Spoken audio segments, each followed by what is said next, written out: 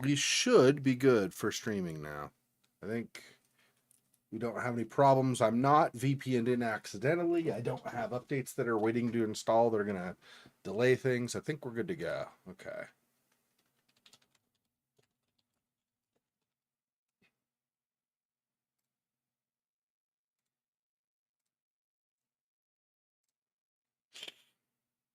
Mm.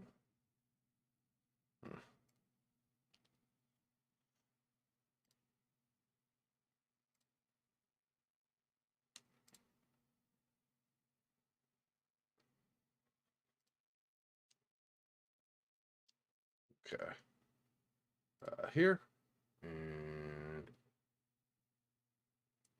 here. Let's see. I have that down already. Oh yeah, I want this, and I want.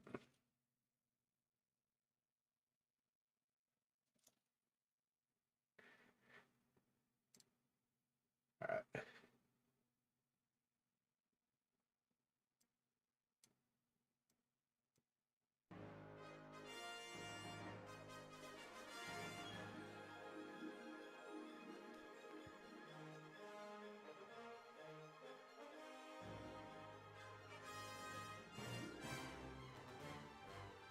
Well,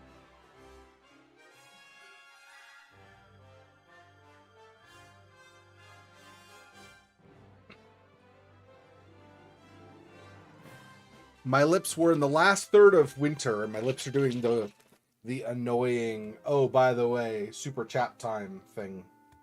So, and I've been using balm and stuff on them, and they still are acting all chapped. So I don't know.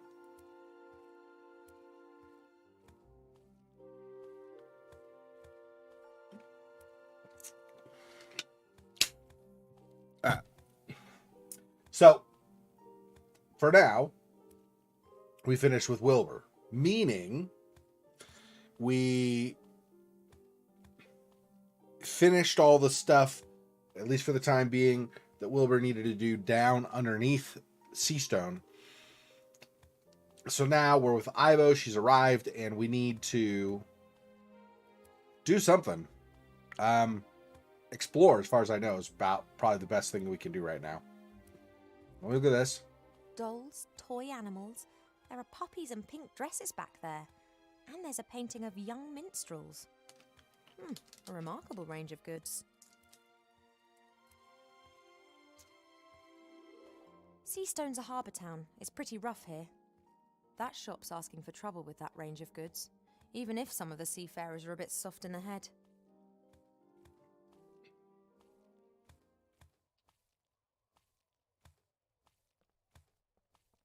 Candy floss, ice cream, chocolate, sweets. Maybe dentists are behind all this. Trying to get more work that has to be done because that's funny. Not a soul to be seen. Either everyone's hiding in their houses, or this place is a ghost town. Seastone is big. First, I should gather as much information as possible from up here before I go wandering aimlessly through the town down there.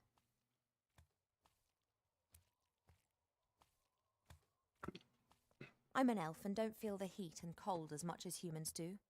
Otherwise, elf girls' clothing would be extremely impractical.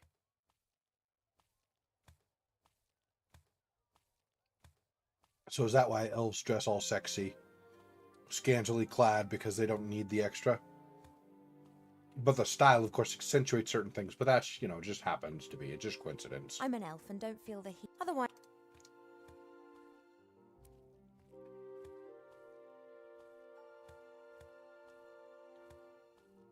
Okay.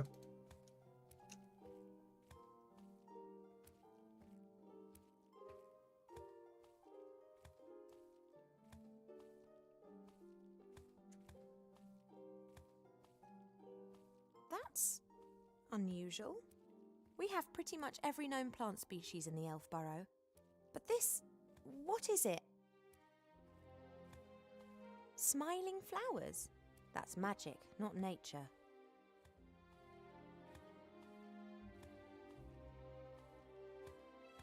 Mm.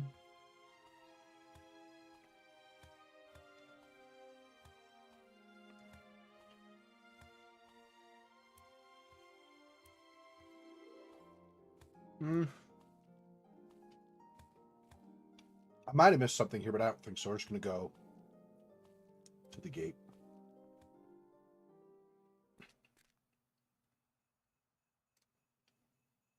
A merchant stall. Maybe it belongs to one of those delightful fellows up there on the wall. He appears to still be selling normal things. Presumably it's just a question of time before he'll also be offering pandas and bubble tea. Good day, Monmouth. Yeah, we finished with Wilbur last time, at least for now. In the underground, he got the electricity running, and so they could print the plates faster. So, and then they had a discussion with Bill at the very end, and then we switched over to Ivo. So Ivo, remember that earlier in the game, Ivo had taken her hippogriff, the cute little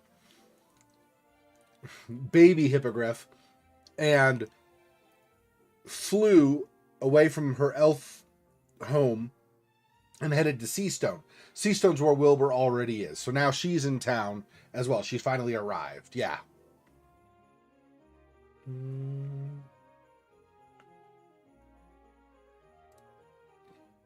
In the past, I'd have climbed up there easily. Right now, though, I'd rather put my feet up for an hour or two. No, Ivo, you must not allow this little problem to distract you.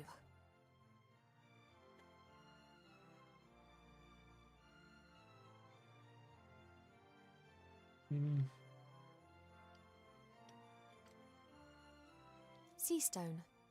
I've never understood why so many people want to live in such a small place.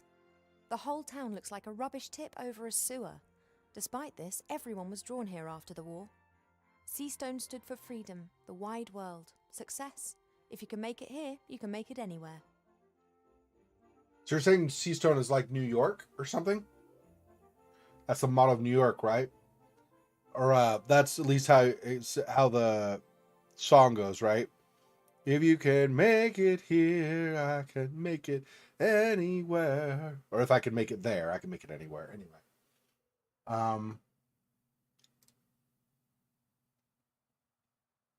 I did click. Hello. Thank you. The transformations don't seem to be as bad in the upper town as down in the lower town. Perhaps I'll be able to find out a bit more down here.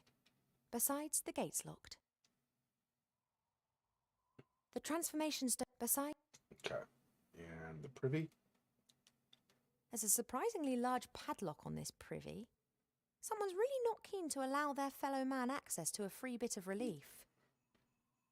There's a surprisingly large...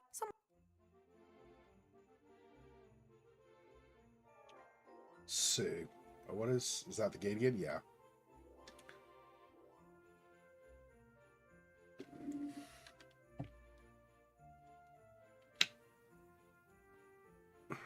That's the gate as well. So this whole thing is...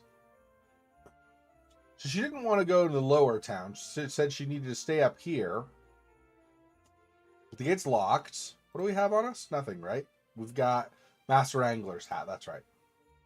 She's a Master Fisherwoman, or whatever you want to call it. Master Angler. Master Angless? Something. Whatever. Anyway.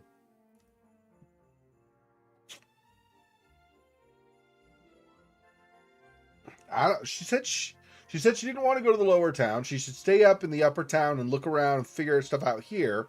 The gate's locked, and we just have these two screens unlisted. I might have missed another way to go. There isn't that much here, though. I'm not getting...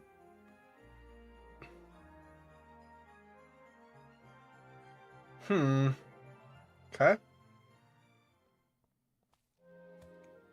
Go up. Go up to the gate. All of this is the gate. We already talked to him last time, but maybe he has more to say. Well, hello there. Well, I thought we talked to him anyway. Oh, maybe not. What do you want? Wanted for Archmage's murder? Yeah. Has this dangerous terrorist still not been apprehended? It's a lot of nonsense. Van Buren wants to get rid of the rats because they're Alistair's allies. She calls them terrorists so that her people can snoop around under the pretense they just want to block off the rat holes. Completely incidentally, wink wink, they find out, of course, who lives where and what they think of Van Buren. Huge heap of troll dung, I tell you. Hello, Mr. Fox. Oh, shit. It appears we need to have a little conversation.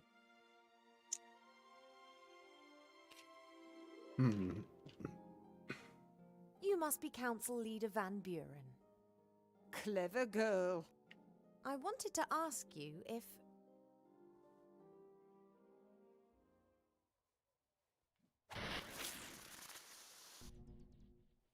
What's all this? Oh. You should take care of what you say, Mr. Fox. Think of the children. Come along, sweetie. Oh, Mama, look! I made him! Isn't he sweet? Oh, well done, darling. That old Jenkins will have learnt his lesson good and proper now. I want him!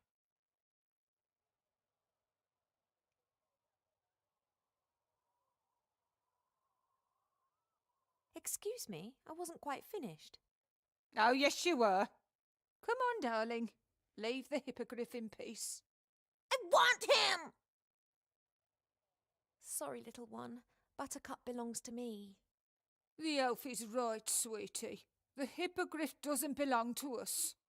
I made him, Mama. He's mine! But, sweetie! Mine! Oh, of course. Then, you take him with you.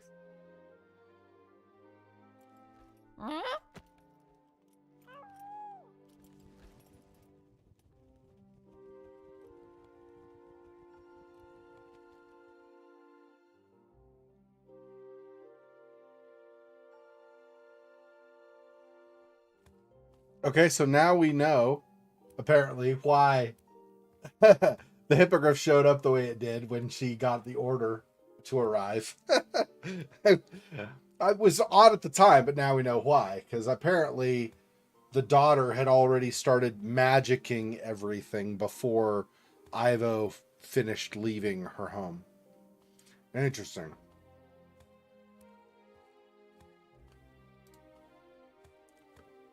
I didn't see them. Sorry. It wasn't your fault. It was my carelessness. Ow. The daughter of the council leader. She's responsible for all these transformations, right? Oh. How is that possible? Normally magic fades after a while. Where's she getting her power from? Can you tell me anything about the murder of the Archmage? Yeah. Was there actually any murder at all? I mean, is he really dead? Wilbur and the rats would never have harmed him. They're being made into scapegoats? Assuming the Archmage is still alive, Van Buren would have kept him close by, wouldn't she? In the Mage Tower? In the school? Right, that's where I'm heading next then. Van Buren can't have gained power by legitimate methods. These These lovely things around my head stop me from saying certain things. Like swearing? Ha! Oh, apparently, yes. Sybil Van Buren's power without anyone to do so. Censorship! That's what it is. Do you know what the worst thing about censorship is? I understand. What are you going to do about those things around your head? What can I do? I'm a journalist, not a mage. There aren't any mages left in this town. Van Buren has them all. Magic is the key to her power. Does she think that only a mage can stop her now? How convenient that the town's most inventive mage is underground and wanted for murder. Yeah, see, Wilbur doubts himself, but Wilbur, if nothing else, Wilbur's extremely resourceful. Even if he doesn't have all of the higher level spells known and stuff. I mean, just look at how he had to clean up the school and stuff. He did all those things himself. Like the whole thing with the library and going back in time and all that stuff. All Wilbur. I mean, all Zexor controlling Wilbur, but all Wilbur. So. I need to get into the upper town. Can you help me?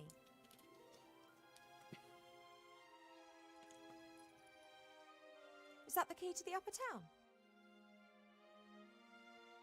Thanks. Stay strong.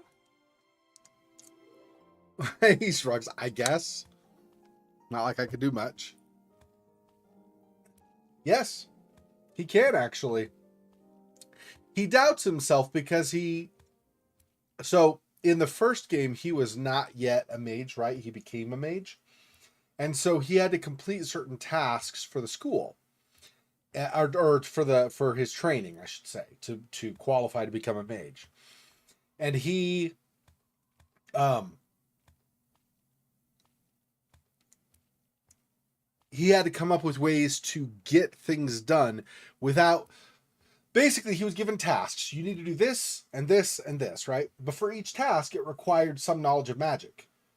He didn't yet know anything about magic. He dreamed of becoming a mage, but he had nobody to teach him anything. Not even like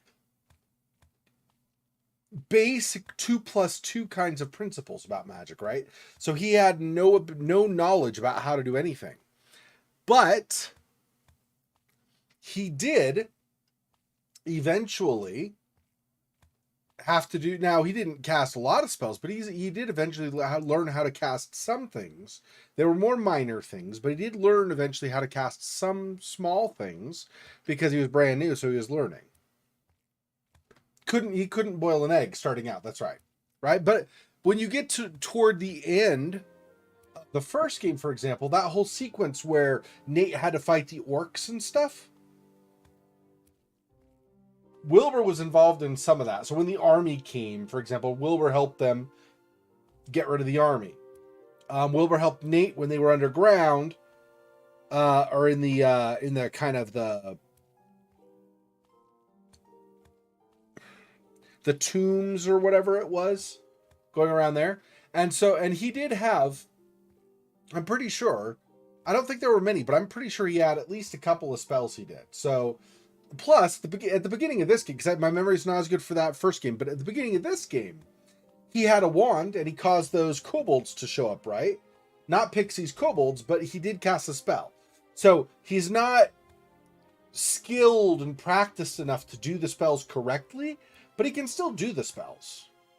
So, anyway.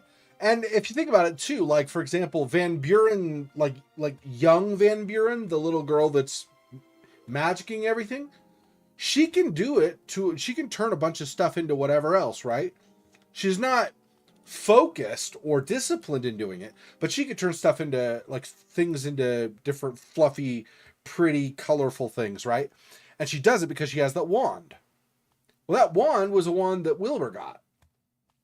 So the girl can do I mean, you could say the same thing in like something like Harry Potter, right? Some of the wizards really can't do, maybe they could do some, but some of the wizards can't do much without their wands to specifically direct and cast spells, right? Similar here, right? They need the wand to be able to focus and have the spell do get the spell that they want. But they do have the magic ability. Otherwise, they couldn't use the spell at all, or they couldn't use the wand at all for spells, right? The reason Van Buren's daughter can use it, she was in the magic school at the very beginning of this game, getting taught, right? So she has magical aptitude. That's why she could use it. People who cannot, like, if you gave the wand to, like, Nate or Critter or something, my assumption is nothing would happen because they don't have innate magical ability. They have other skills, right? Wilbur is innately magical, unlike most gnomes. He just isn't very trained in it so far. Yeah, exactly. He's got magical ability. He just is not very skilled yet. That's right.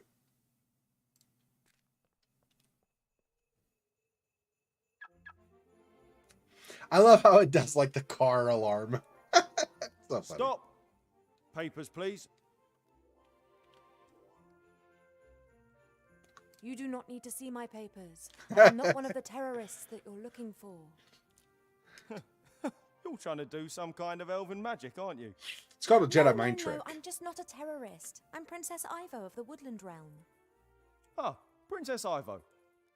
I didn't recognise you. You look so different. I don't seem to recall you being quite so svelte before, Mr. Shield Hand. You're right. A lot has happened. Tell me, the artifact of divine fate, could it turn me back to normal? Possibly. Only no one knows where it's hidden, me included. Archmage Alistair erased our memories after we hid it. Oh, of course he did. Remember seeing Dungeons & Dragons Immortals rules in a bookshop when you were a kid and thought, yeah. Yeah. Yeah. Yeah, I don't know how familiar you are with Dungeons & Dragons and Wizards of the Coast. Have you heard about the OGL 1.1? So stupid. Anyway. That nauseatingly cute world down there. What's that all about? The Honourable Council Leader Van Buren is cleaning up the town. Seastone is to become a beautiful and peaceful town. Rules must be applied. And the townspeople have agreed to this? Well, strictly speaking, there wasn't an election. The council leader was the only candidate left after the brutal murder of the Archmage. An election would have just been a waste of taxpayers' money, wouldn't it? So, I won't go too in depth here because I don't want to get too far in the tangent since we're streaming the game here, right? But yeah, so basically OGL is open gaming license. So I think it was like 1998 or something like that. So Hasbro is the toy company, the American toy company, is the company that owns Wizards of the Coast. Okay, so originally Dungeons and Dragons was done by TSR, and then TSR was bought by a company called Wizards of the Coast. Wizards of the Coast was then bought by this toy company called Hasbro. So in something like 1998, Hasbro created the third edition of Dungeons and Dragons, which uses a 20-sided die for a lot of different rolls you make in the game. If you're doing damage, like with a sword, the damage you do is rolled by a different die, like with different sides. But basically, that's the gist of it, right? Anyway, and that system they set up was called the D20 system. And there were a lot of companies, Paizo being one of the biggest ones, Paizo, that I know of at least, one of the biggest ones, so the open gaming license that Hasbro came up with in 1998 basically said, and that was 1.1, I think. Anyway, they said, this is the system. If you want to if you want to create your own content that uses the same system of rules and stuff that we've set up for Dungeons and Dragons, you can do that. And then your stuff could potentially be used as extra content outside of what we make. And so entire companies like Paizo were either set up or at least made a huge amount of profit and benefit over time. They made pretty much their business model off of making adventures for the characters to go on in the game and extra options for weapons and skills you can have and stuff, all this kind of stuff. Anyway, so full companies like Paizo got all these employees and all this stuff. Their whole business model was, we make extra content that can be used with Dungeons and Dragons. That was the idea. They did make some of their own separate content because at some point, Wizards of the Coast went from 3.0 and 3.5 Dungeons and Dragons. They went to a 4.0 system, and then later, now the current one is Dungeons and Dragons 5 version 5.0. Anyway, so when they made those changes, Paizo stuck with the same stuff from the 3.0 version and kept making modules and stuff there. Well, because Wizards of the Coast effectively abandoned the 3.0 stuff, Paizo made their own equivalent of like rules for making your characters and all that kind of stuff that Dungeons and Dragons originally made. Anyway, so all that kind of stuff got some of these companies progressing, right? They could make businesses and hire people and all this stuff. Well, OGL 1.1 basically tells any company making money, if they make $750,000 or more a year in their company. That's the company. That's not a person. That's a company. That's not all that much money for a company. Many smaller companies make over $1 million a year easily. So any company, this will probably include most companies making $750,000 or more a year. They now have to, I can't remember the specifics, something like 50% of their profits go to Wizards of the Coast. They don't get nearly as much money. And they have to pay fees to be able to do their licensed content. And at any given time, Wizards of the Coast could say, nope, you can't do that. And they no longer have the rights to do the stuff that they want to do.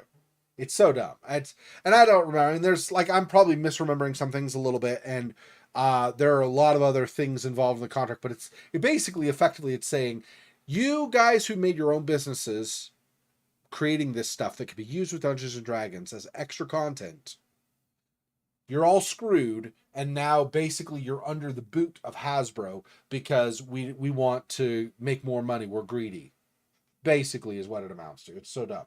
Because the popularity of something like Dungeons and Dragons increased dramatically from 1998 to about 2022, before the OGL 1.1 came out. In those 24 years, the popularity of Dungeons and Dragons increased remarkably. And so Wizards of the Coast, and so Hasbro, made a lot of money because a lot of people started playing it because it was a lot more popular, because there were a lot more options and a lot more like other companies. And so people who weren't associated with Dungeons and Dragons now were, because they were with Paizo or whatever as an employee working there, and so they had to learn the rules and all this stuff. Anyway, so it became a lot more popular than it ever was in the past. I don't remember the stats. It's something like 4 or 5 times as popular or something as it was 24 years ago. So, because of all of that nonsense, now a lot of companies are in danger of basically going out of business because their profit margins are going to be cut majorly. So they're going to have to do massive layoffs, all this stuff. It's just a money grab. It's so stupid. Anyway.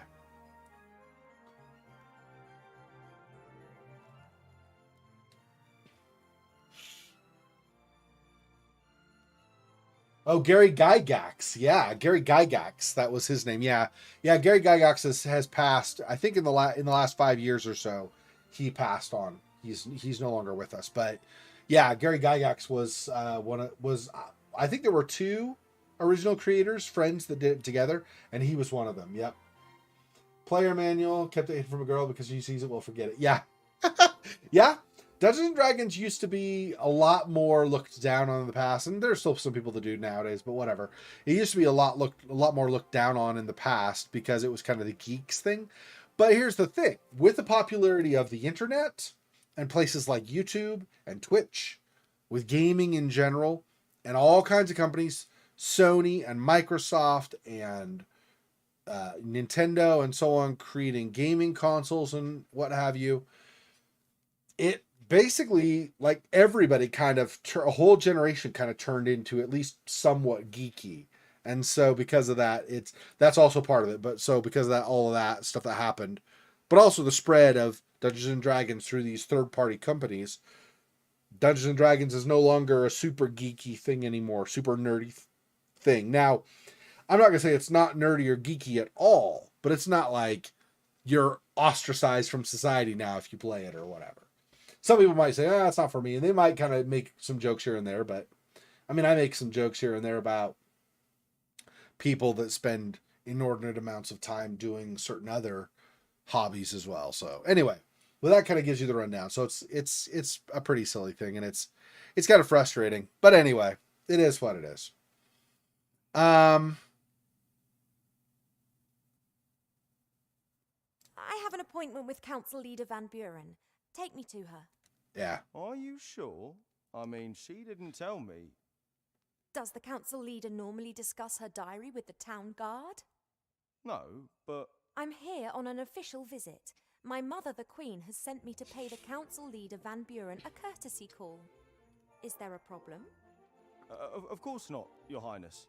This way, please. Thank you. That'll be all. But Council leader Van Buren. What now? Oh, you. Why are you bringing the elf in here, Shieldhand? The elf is Princess Ivo of the Woodland Realm.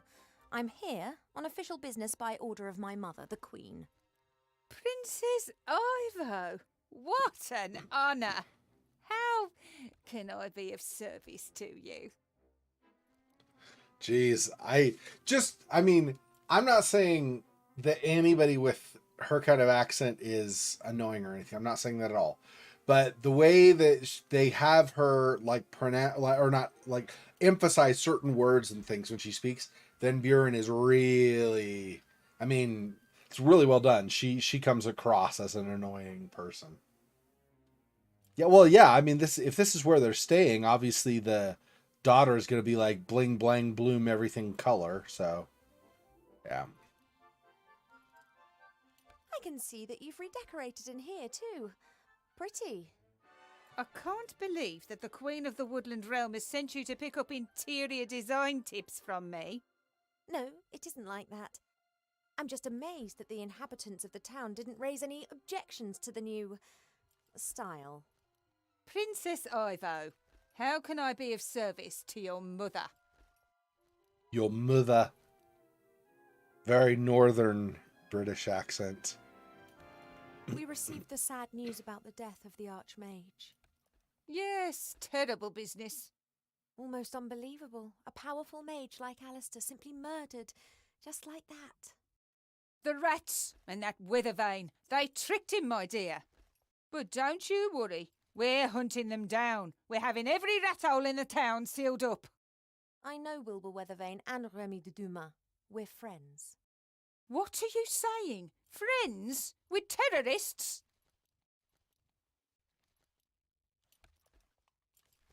I don't believe this terrorist nonsense for 1 second.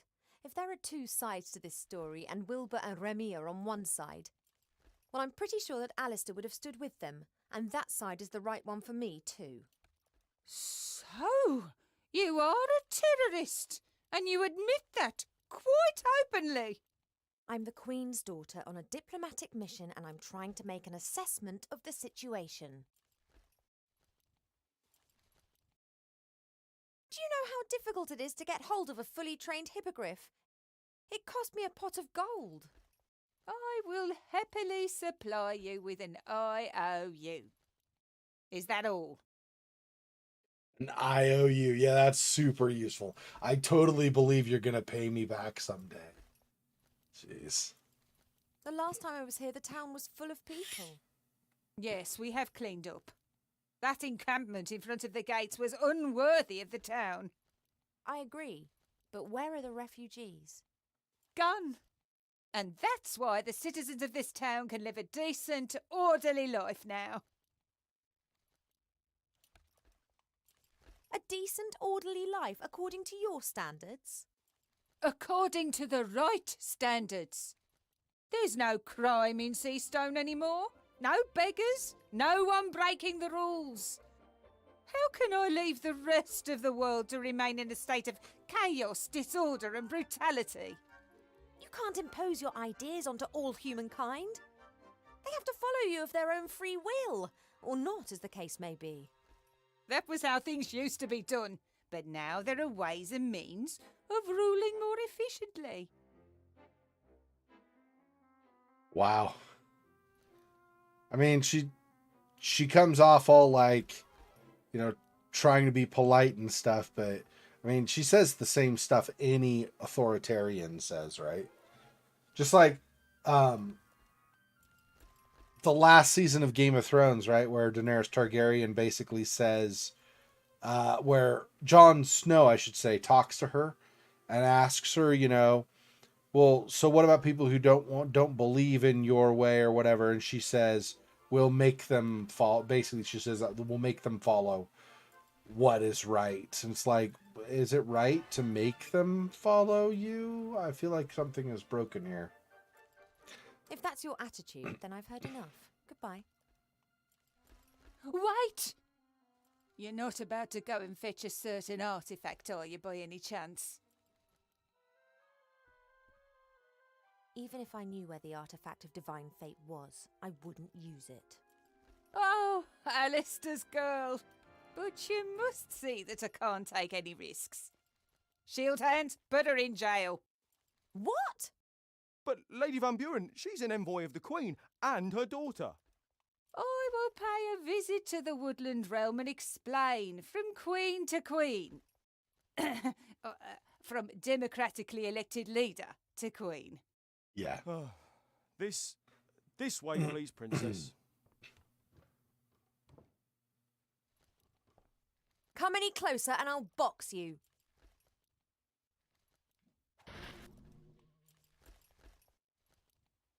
What a lovely dice. Did you make it? Yes, I can make anything. Really? And you think of all these lovely things by yourself? A few are in my book too. Oh, the Frog King. Ah, that story was always a favourite of mine. Mine too. Here, have a nice play with your dice. The Frog King, eh? Get her out of here! Please, come with me. At least you'll be safe in jail. For now.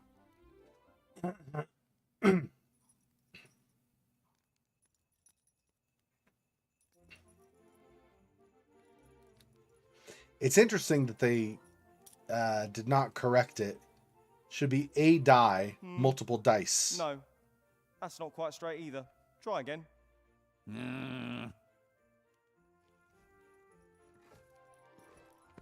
The pregnant princess of the woodland realm, in jail. Luckily, the reporter's got problems of his own to deal with right now. Hey, Hey, is that Remy? Psst, you there.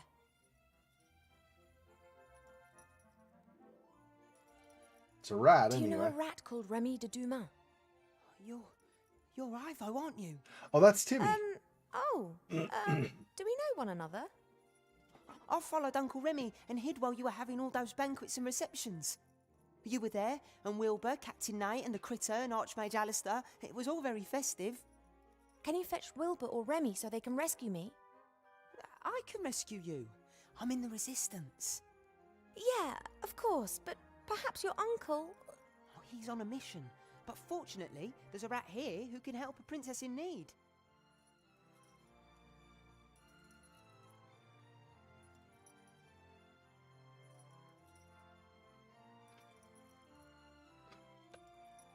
So am I playing Timmy? Is that what I'm doing? I guess I'm playing Timmy. How much Interesting. longer is this gonna go on? Until you've learned to put the posters up nice and straight. And you should mind what you say. All right.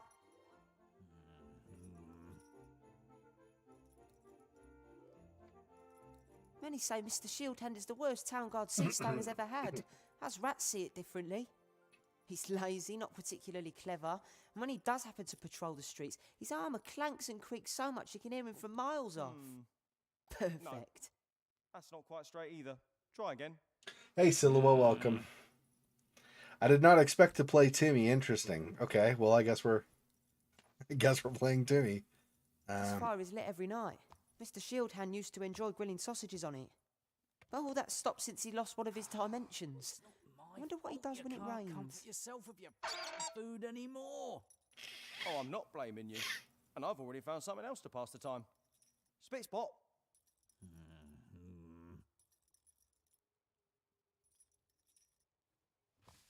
It must be quite difficult not having a real body anymore. But that doesn't mean he has to vent his bad mood on Mr. Fox. No, that's not quite straight either. Try again. The door looks quite solid and is probably locked. And even if it isn't, Shieldhand would notice if I opened it. I've got to get rid of him. Both of them if possible. I know we've had our differences, but this is just... And entertaining. Actually, he's mainly just entertaining. Look sharp now. Council leader's orders. Now Mr. Fox is busy sticking up wanted posters. That'll take him a couple of hours by the looks of things.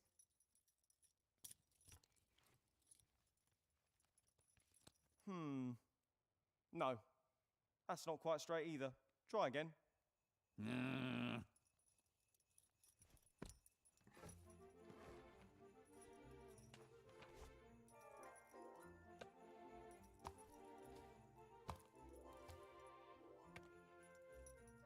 I've already taken one. That should be enough. Gonna go on.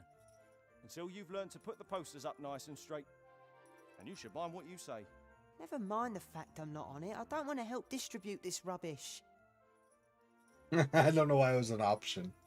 That's funny.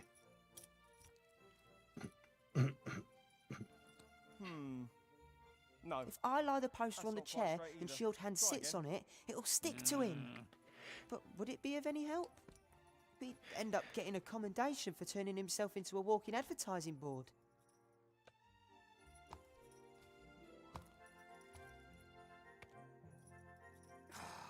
It's not my fault you can't comfort yourself with your food anymore. Oh, I'm not blaming you. And I've already found something else to pass the time. Spit spot. I don't think it's going to do anything, but let's see. Maybe it will. Yeah, not really. Didn't really do much. No. That's not quite straight either. Try again.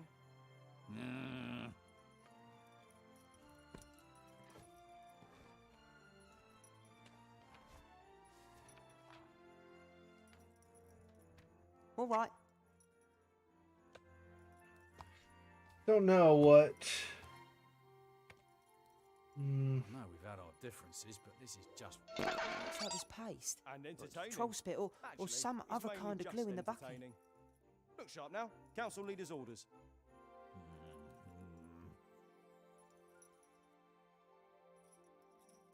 Okay, when he turns again, I guess I'll try. I guess maybe at that point I'll try to take the bucket. Of course, Timmy might say, "No, I can't really take it." No. That's not quite straight either. Try again.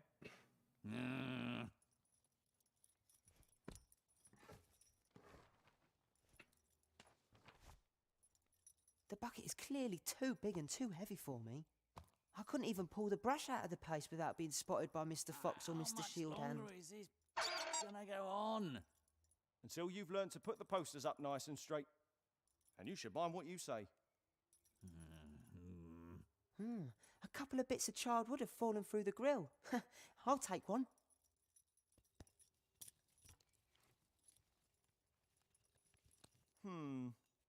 No. That's not quite straight either. Try again. Improve the Symbol of poster. resistance. That should be hanging up all over town.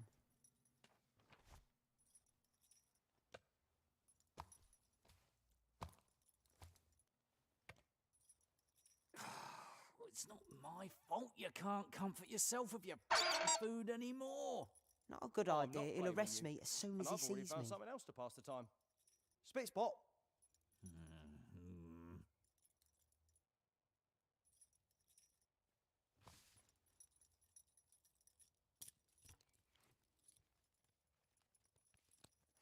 No. That's not quite straight either. Try again.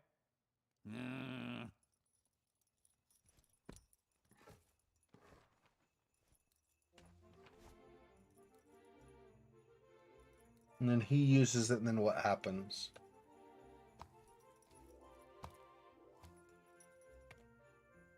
I know we've had our differences, but this is just...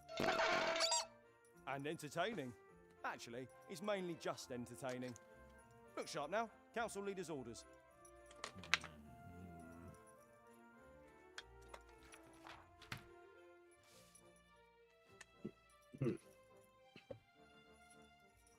Now it's trouble.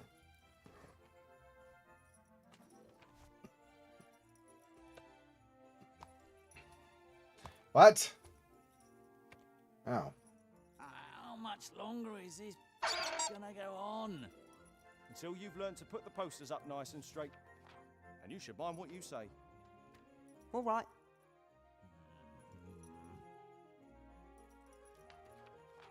symbol of the resistance. That should be hanging up all over town.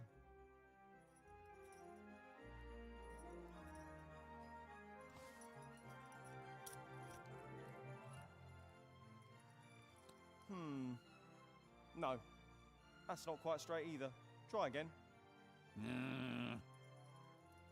So the last time on the last symbol or poster that had the symbol of the resistance on it, he put it on, and then he scraped it off like right away, didn't he? That's not. It's not my fault you can't comfort yourself with your food anymore. Oh, I'm not blaming you. And I've already found something else to pass the time. Spit spot.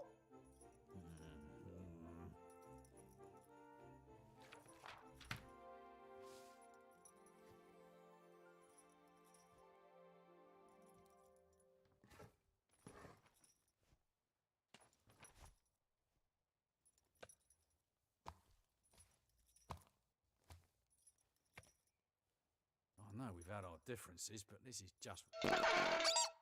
And entertaining. Actually, it's mainly just entertaining. All right. Look sharp now. Council leader's orders.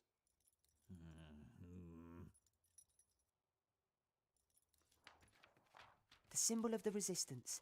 That should be hanging up all over town.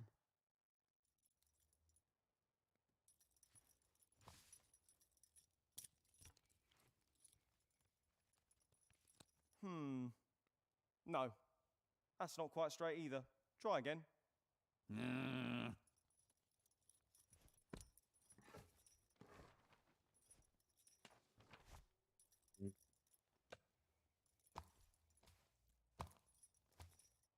If I go. How much longer is this gonna go on?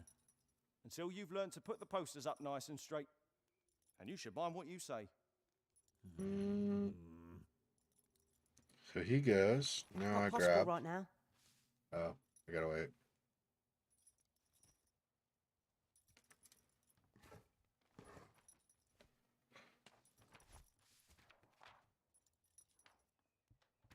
All right. The symbol of the resistance. That should be hanging up all over town.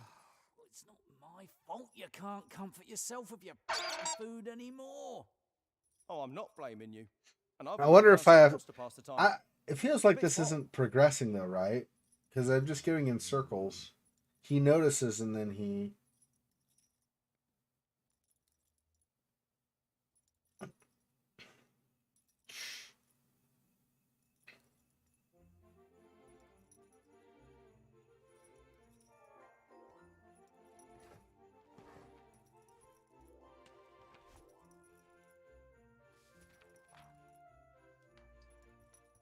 All right. Yeah, okay, I The don't symbol of the know. resistance. That should be hanging up all over town. We've had our differences, but this That is just... not working. So what else can And I do? entertaining. Actually, it's The mainly solitary just resistance entertaining. poster isn't Look going to sharp make now. a difference. Council leader's I orders. can't get up there anyway. Not possible right now.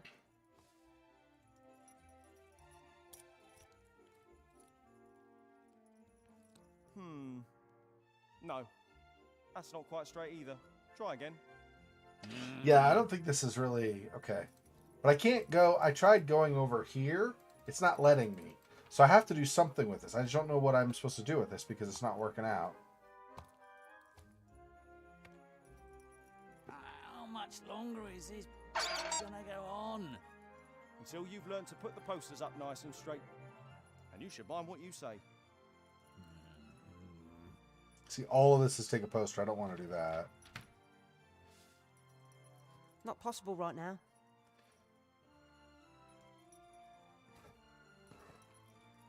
I don't think this is working, so I gotta figure something else out. It's a bit unfair that only Wilbur and Uncle Remy are wanted. There are many other rats belonging to the underground who Oh, I'm should not also be blaming you. wanted as dangerous And I've already found something terrorists. else to pass the Me, time. for example. Spit spot. It's a bit unfair.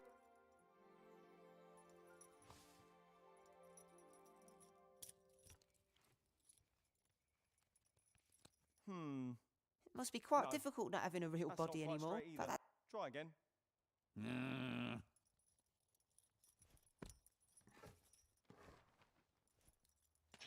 Chair.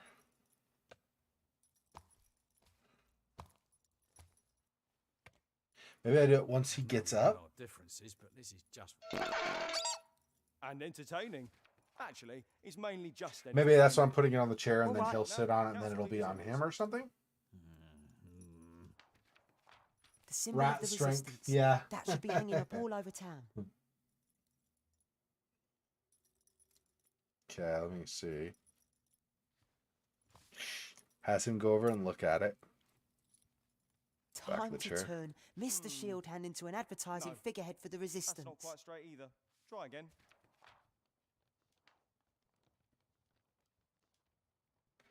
They pause him so that you have a chance to get it over. That's good because I was gonna What? say. What is it? Hey, Fox, is there something on my back? Can you see anything? Oh, yeah. I can see something, all right. What is it? Is there something stuck to me? Now, what would the council leader say if our very own town guard was making propaganda for the rebels? Propaganda? But I haven't.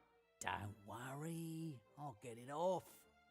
It might sting a little bit. But no. Stop that resistance sympathizer! Ow! He stuck him in the butt. Ouch! That's pretty great though. 3 keys on the town guard's key ring. One of them should be for the door to the guardhouse, the others for the cells. I figured that'd be something. I just wasn't sure if we were trying to get the. This is the If we were trying second to time I've had to rescue one of the big heroes of Avantasia. Timmy Mousevich, hero rescuer. Yeah, I was wondering if we were trying to get the reporter or him. And then I got kind of hung up on the whole adding the symbol. I didn't know if it was, if we do enough of these that he's going to miss one. Turns out that's not what it was. Okay, so. Oh. Even if I find a way to reach the keyhole, would I be able to push the door open? I think not.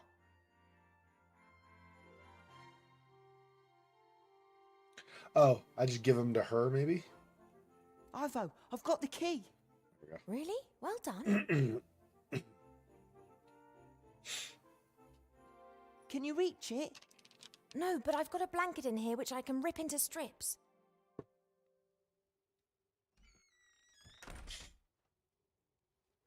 Right, that's sorted. Wow, you're really, really fat. I'm pregnant. Somehow. Where are Wilbur and the others? In the underground. I'll let them know you're here. But where? Oh. Wow, you're really. Don't say it. Do not say that to a woman ever.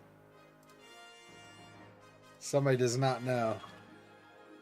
Do not understand the level of weeping and frustration and anger that come as a consequence of saying the wrong thing that way.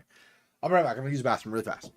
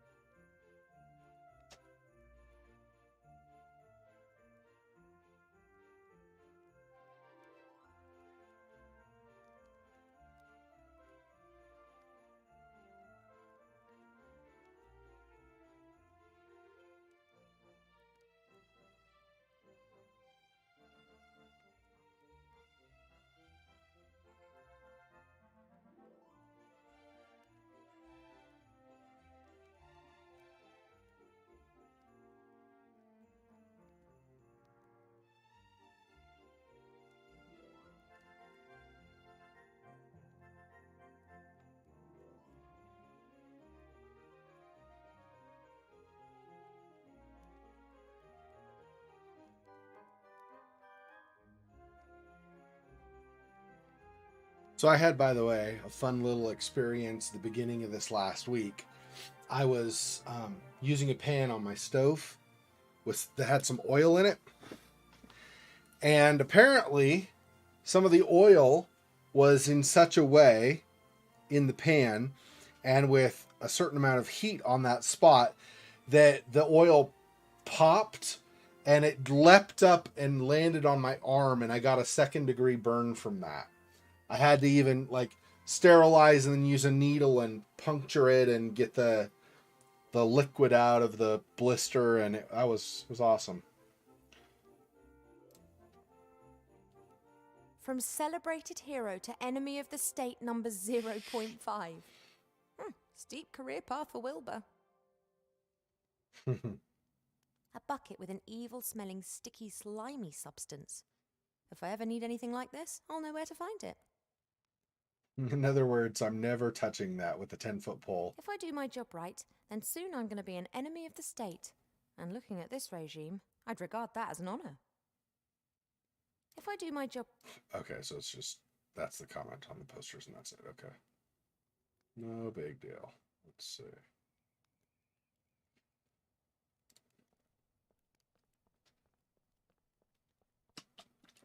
Of course, statues will always be the first to lend their support when there's a revolution. I'm not sure who this statue's meant to be, but I'm certain that the council leaders' people have defaced it.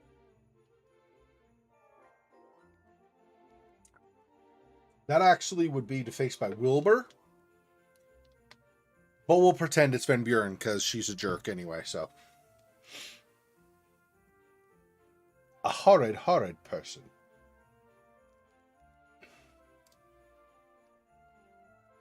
I can't believe how the little rat boy got me out of jail. I think he must take after his uncle.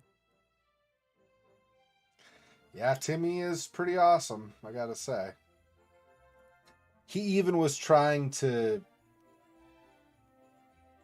Or not, he wasn't really trying to help Wilbur initially when he went in the underground, but he was basically, in a way, he was helping him, right? Because he's basically standing his ground. No, Wilbur, you're wrong. You should be trying to help and not just moping. Salt pretzels, donuts with icing sugar, together with hot mustard and a bit of pickled cabbage. Perfect. Oh, I think this baby's trying to influence my mind. I've never had a craving for fish fingers with custard before. Fish fingers with custard? Is that a Doctor Who reference? When the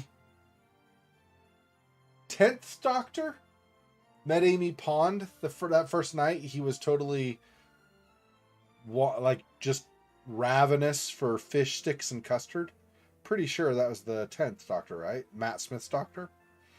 Anyway, do I want to go there or there? Let's go here first. I haven't been here yet with her. Oh, wait, I have a little bit with Bill, but not much. Presumably all these goods were delivered, or at least ordered, before Van Buren assumed power. I can't imagine any sane airship captain would dream of flying into Seastone right now. It all seems quiet and peaceful looking into the starlit sky.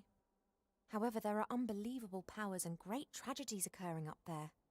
We just don't look carefully enough. You mean like Nate being stuck on an island where everybody's turned to stone? Yeah. Or, well, he was stuck. He's not stuck anymore. As a child, I lay on my back next to my father in the elf burrow for nights on end, observing the stars. He told me of strange worlds, and sometimes when the night sky was particularly clear, I believed that I could recognize the star turtle with my naked eyes. The star turtle, is that one of their constellations? From up there, our problems must appear so small and insignificant. All good, all evil in this world, every elf, human, dwarf or gnome, all lovers, every idea, each work of art, everything that's ever been built. All this exists at one tiny little moment, surrounded by darkness. And yet, it's still worth fighting for, because our moment will only happen once. From up there, all this, and yet... Yeah.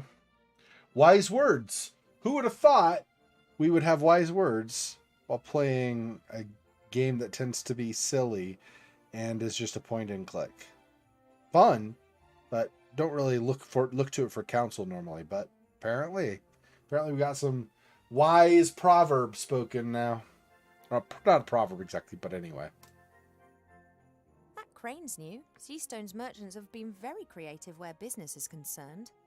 Someone once wanted to sell me a license for an apple. They didn't want the apple to belong to me, just the right to eat it. I'm pretty sure that wouldn't have ended well had I agreed to that. You have the right to eat an apple? Yeah, that seems... That's the Starry Sky? From up there, and yet... Yep. Interesting. The Starry Sky is right here. Can you look through and through all this stuff and see the Starry Sky, guys? Looks like it to me. Okay. Well, not much. Just a description of his goods and such. A lotto ball. Blank. Doesn't look like this has ever been used.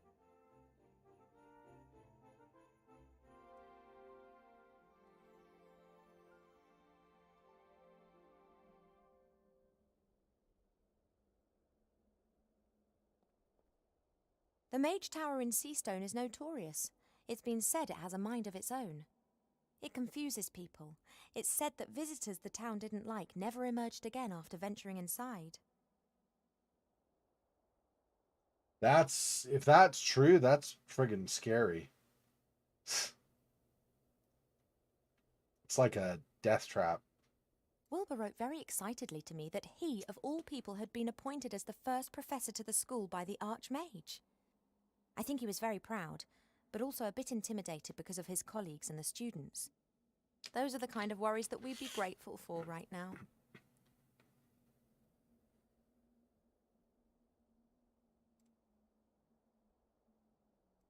I shouldn't take unnecessary risks. I'd better chat to Wilbur and the others first. It's fine. I don't know. I don't know where Bill's trap door or whatever was, where he had the zombies working below. Guess I need to go down.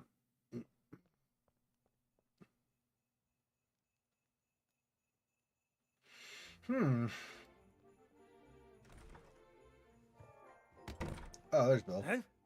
Oh, it's you. Working late, are we? A merchant's work is never done. Now, if you don't mind, I'm off on holiday. Who takes care of business when you go on holiday? We don't get many walk-in customers nowadays. We concentrate primarily on production. But when I get back, I'm going to talk to the council leader about opening up new markets. And these are tribbles that you're selling? Fresh off the press, so to speak. The management's efforts have optimized production decisively. Then one just needs to find someone who wants something like that. I'm working on that. In my opinion, every school kid in the land needs a magic slate like this. I'm going to speak to the council leader of the merchants about that. That's oh, what were those called? When I was a little kid, they used to have those drawing things. You'd use two wheels to go up and down and left and right to direct where your drawing was, and you would draw. What were those called?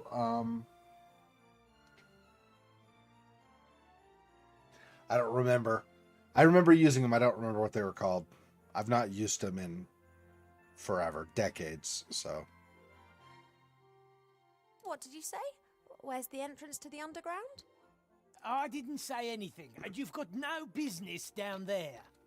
And where exactly have those fluffy things been manufactured? Not in the underground. And this privy doesn't lead there? No. Then may I use it? Or is the flush not working? I don't know anything about any underground. I just want to earn an honest crust. Why does everyone seem to have a problem with that? I'm taking these ghastly things to the school, then I'm out of here. So I guess we know where to go now. A great disguise for the secret entrance to the underground. No one would be keen to know where the things plopped into a privy would disappear to. And the merchant was in such a fluster that he forgot the padlock. Hello? Anybody there? Hi, Vo. Is that you? Wilbur? What on earth have you been up to? Well, you see, it's like this. Of course. Big long story. And then he didn't pull us up. And then Timmy came and said you were in town. And then you called out, Wilbur! And I... Thanks, I'm fully informed now. It's a pretty long story. Yeah, but exciting too, right? And sometimes funny and a bit sad and... What's the next step? How are we going to change the Archmage back? So, actually, I wanted to, someone else should... Wilbur was going to run away. What?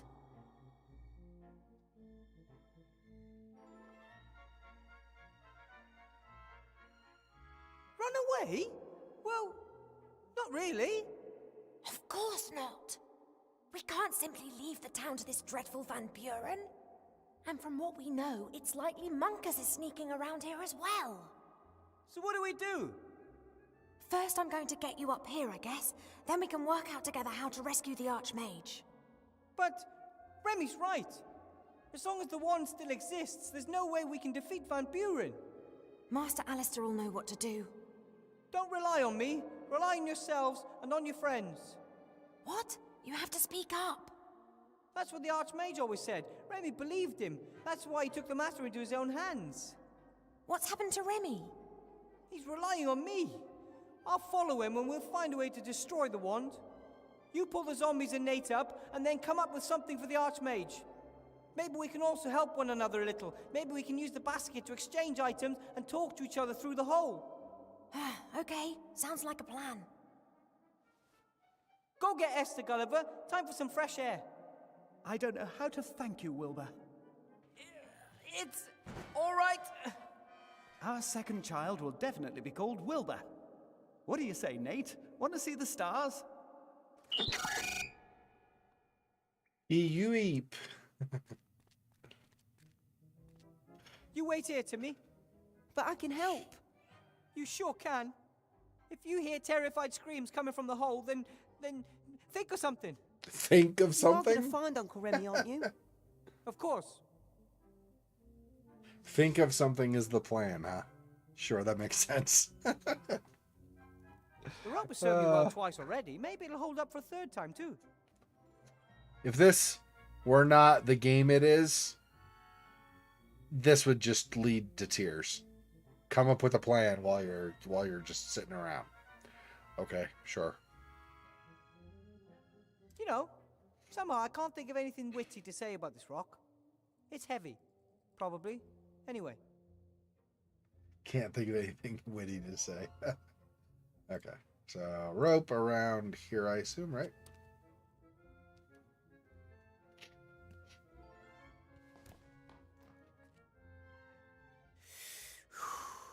Okay. The time had to come sooner or later.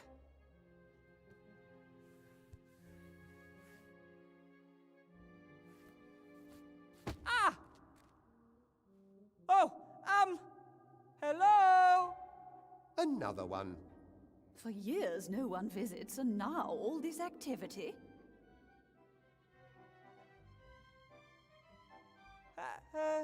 Hello? Who's there? I'm Wilbur. Said the ugly dwarf, whilst peering into the darkness. Hey, I'm not a dwarf, I'm a gnome. And Mum says I'm a handsome little fella, too. He said defensively, but this did not impress the darkness much. Next, the dwarf said,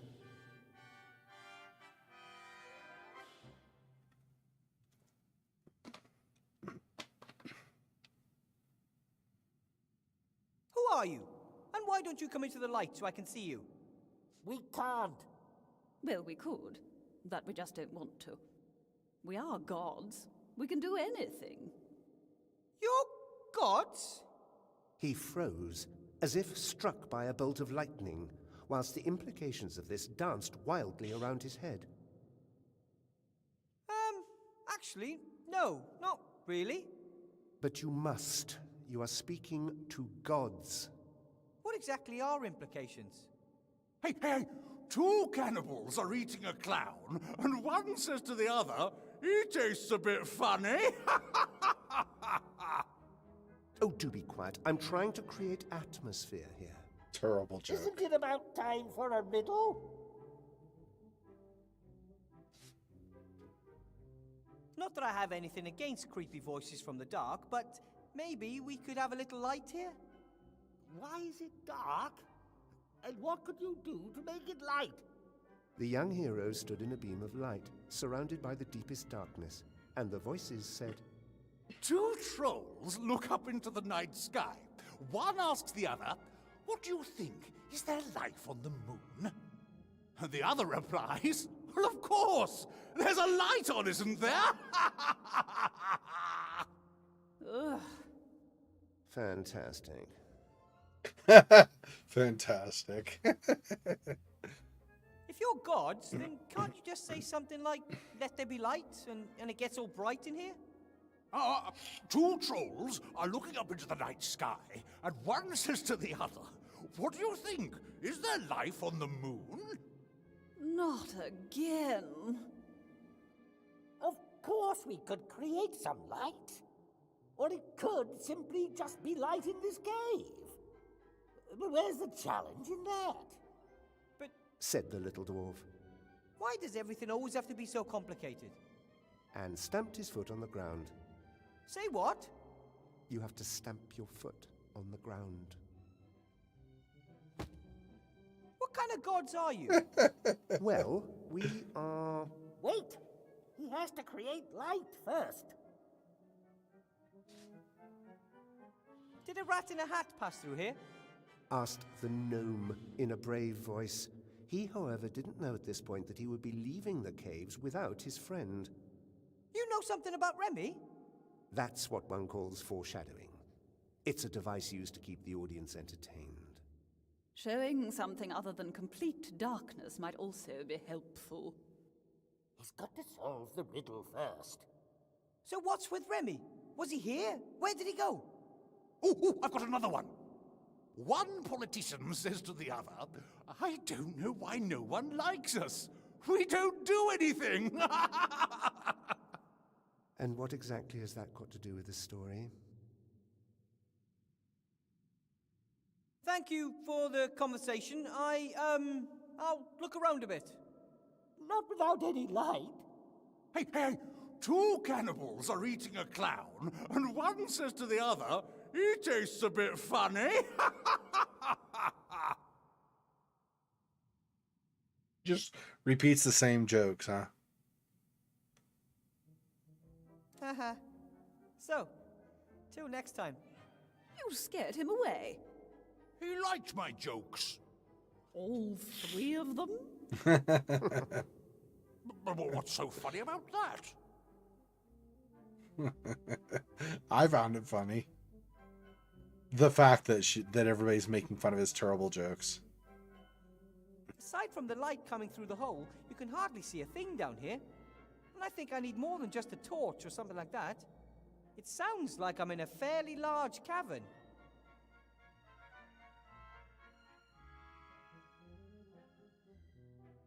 Talk to the voices. Probably would rather not. But I might not have a choice unless... I don't have anything else down here for light. Let's see.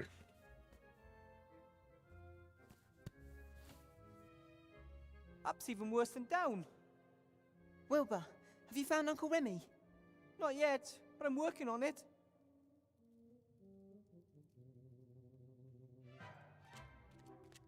Timmy? Yeah? You can hardly see your hand in front of your face down there. I need a light. We could build a torch.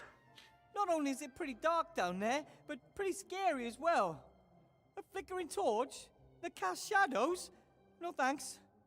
I need something different. Something that illuminates the whole place. I've got to get back. You can do it.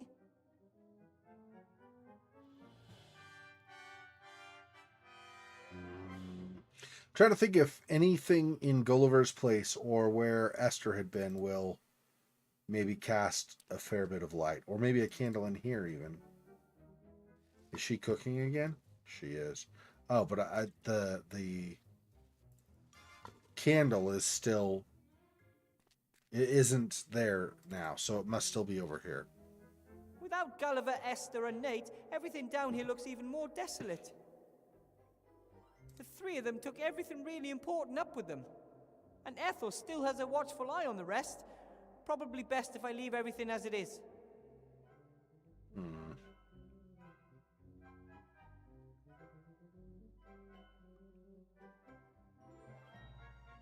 Looks like the Van Buren's girls' abominations have even found their way down here. Someone with taste couldn't bear to have this stuff around any longer and threw it away.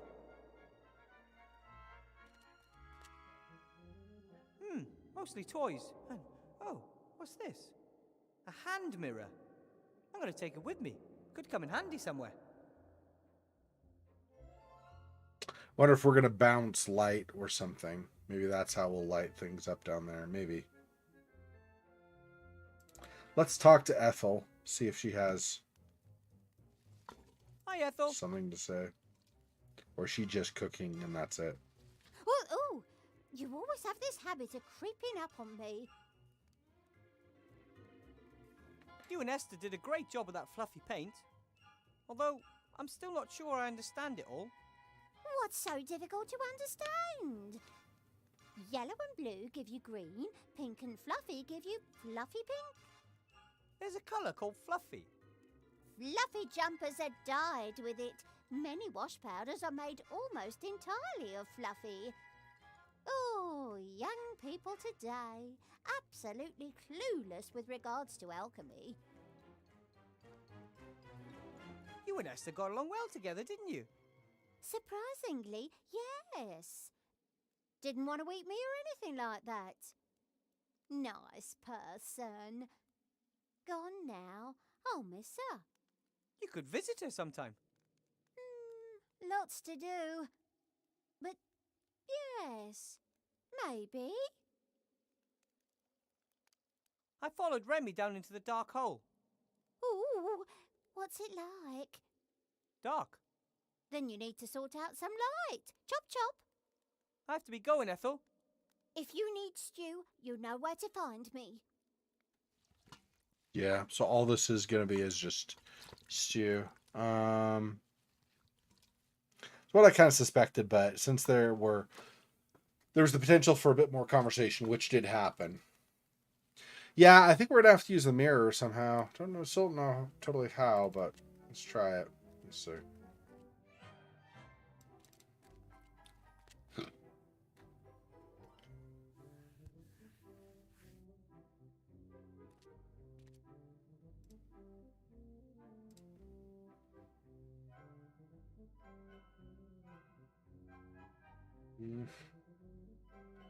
Or not. Apparently I can't use it on anything. I guess talk to the voices again. I don't know that we're going to get much, but let's try anyway. Hello? Are you still there? Where else would we be? Can't you give me a little help here? There's a little rat sitting up there who misses his uncle. Emotion overcame the dwarf, and tears of anger and exhaustion welled up in his eyes. That's not true! And I'm not a dwarf! You must understand. The protagonist must come up against problems. No conflicts, no story. Put as many obstacles in his way as you like, but can you still help me? Perhaps a joke would calm the situation down. No. So I guess that's no on getting anything from the voices. I need to find a way to light this place up. Doesn't have to be a particularly bright light, but I'll have to be able to see into every nook and cranny if I want to find Remy. A riddle that must be solved. And the solution leads to more riddles, and then... As long as we get light, and we can start seeing something for a change. Yeah, but I can't use this on any of the light area. So then I tried, okay, well, just for the sake of trying things, go all through the darkness here. Nothing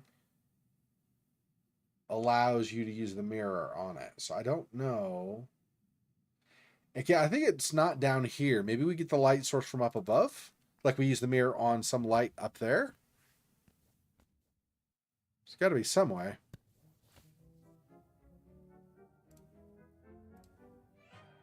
So...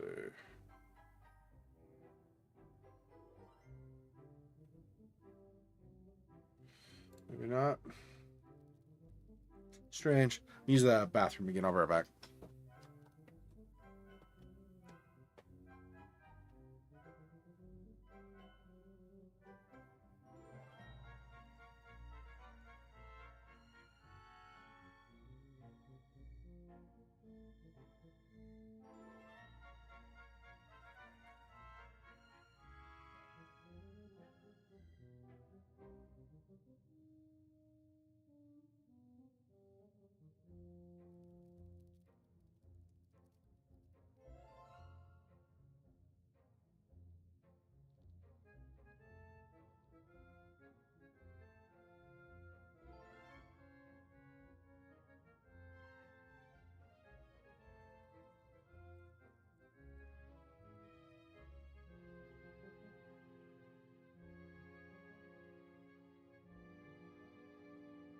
Possible I need to search another rubbish pile or something.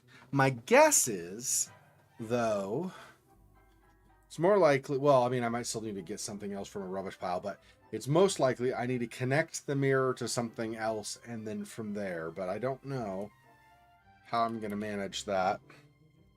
And I can switch perspectives to Ivo, but I don't feel like I necessarily need to switch to her perspective yet, because we've not made much progress at all.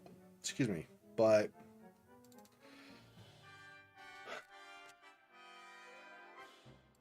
Nate liked the seesaw, probably because it was new to him.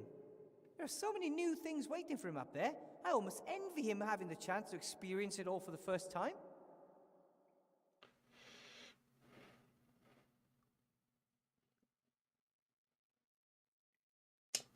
I don't see anything new. Could be light here, maybe. The basket will let Ivo and I exchange stuff. Very handy if one of us gets stuck at some point.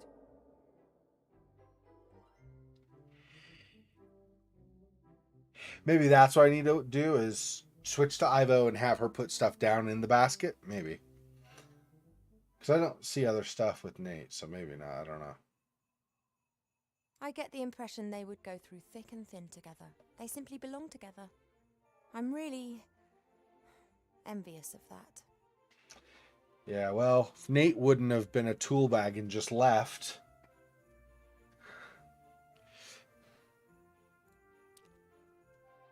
Hi, you two. Oh, hello. I've not had the pleasure of making your acquaintance yet. My name's Ivo. Welcome to Seastone. My name is Gulliver. This is my enchanting lotus blossom, Esther. Our son down there with the ogre is called Nate. Nate? Nate, yes. Named after a true hero and good friend. It was down to him that Esther and I got together back then in the wildlands. About Nate. You haven't seen him recently, have you? Unfortunately not. We would have loved to have had him at our wedding, but he suddenly disappeared. I'm sure he's out there in the big wide world, helping other lovers find the happiness they deserve. Because that's what he does. But he left his love behind in the process. Do Yeah. That deceitful hypocrite who disappeared in the middle of the night with no explanation and leaving me standing there like an idiot of a pirate?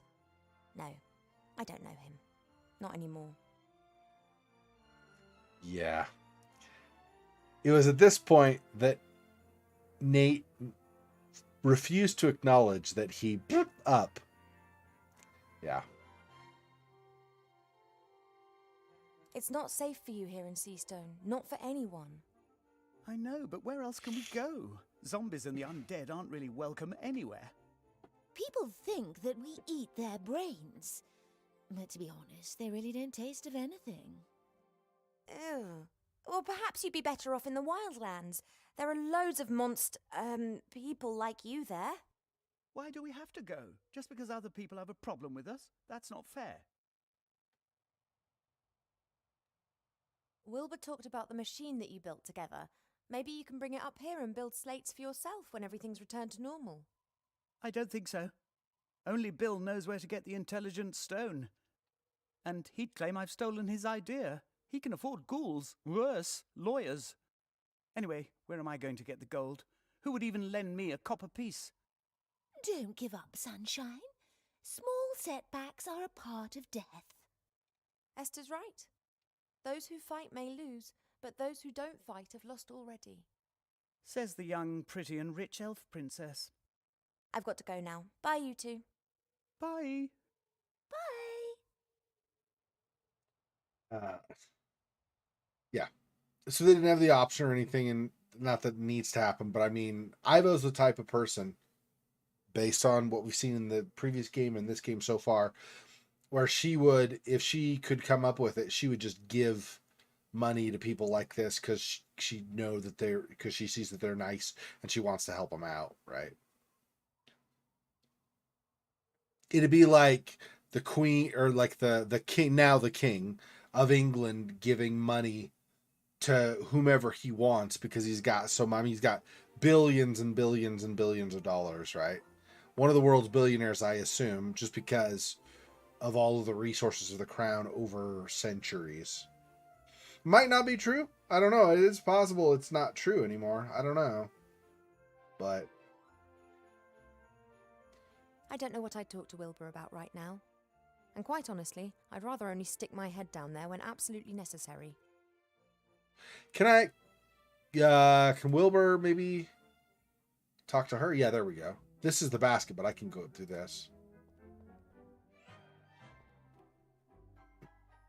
Ivo? What? Not that I'm not overjoyed to see you, but what are you doing in Seastone? I need to talk to Archmage Alistair. There's a little problem. Unless it's about catching flies with your tongue, he's not going to be any help to you at the moment. Well, the problem can wait. I I hope. hope. Yeah. Who knows how long she started showing her pregnancy really quickly, right? Now, to be fair, she was not showing it very much at all when she was at home. And the time between then and now is not all that much, but she's not in the elfin realm anymore, so she, like, biological processes happen a lot faster for her now. But that doesn't tell us anything about how fast her pregnancy will go, just that it's enough, at least more quickly now that she's showing. Or it's sped up enough that she shows now. Monkus has completely disappeared since the fight in the staff room. Do you think he's still in town? Yes, I fear so. Like flies to Arbor's pot, dark sorcerers are attracted to power. A little girl with seemingly unlimited magic. He'll try anything to exploit that. And he can transform himself into anyone. Be careful about whom you trust up there. Who says he's up here? He could be down there with you. We must both keep our eyes peeled. Remy said that much of the city's been transformed. Is it really that bad? Some buildings have been badly affected, but nothing that couldn't be fixed with a few flaming torches. What's worse is that some people have also been transformed, and no one dares to say what they think anymore. That is terrible. Van Buren's intoxicated by power, worse than Joffrey. She's insane. She's going to ruin our world, and she has the means to do it. Luckily you're here, Ivo. We'll stop them. Wouldn't be the first time. Ivo, nobody is worse than Joffrey. Like, maybe a certain Adolf from the 1930s in Germany, but almost nobody is worse than Joffrey, seriously. There's no way. There's no way Van Buren is as bad as he is. She's bad, and she's drunk on power. There's no way she's Joffrey. Anyway. Where's the council leader? Whatever you do, don't let her catch you. It's okay. She's on her way to the Elf Burrow. She wants to pay my mother a visit. Doesn't that worry you? Nah, she'll get nowhere in the Elf Burrow. Elf protective magic is powerful. So it's just a question of how long it takes Van Buren to figure that out. She'll be furious. It's best we're no longer here by the time she gets back. For my search for Remy, I need something I can use to light an entire cave. I'll keep my eyes peeled. Thanks. I have to get going. Don't get caught. Good luck. Keep your ears stiff.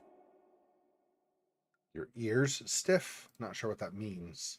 Is that like keeping your eyes peeled? Probably. Because keeping your eyes peeled also doesn't really make sense, right? Like, actually do something with your eyes that would be painful. Seems like a mistake.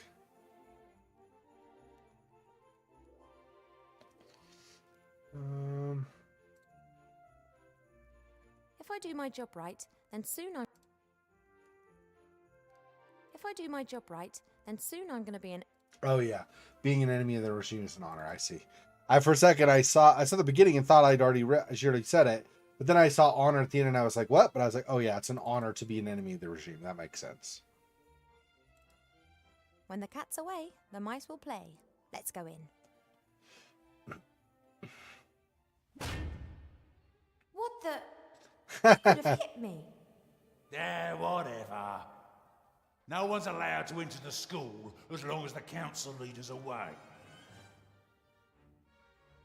Council Leader Van Buren has asked me to get something from her office for her. She didn't tell me. She only told me to knock the head off anyone who tries to get in here while she's away. Oh, presumably she forgot to mention it. She'll be very angry if I don't bring her what she requested. Angry with you, not with me.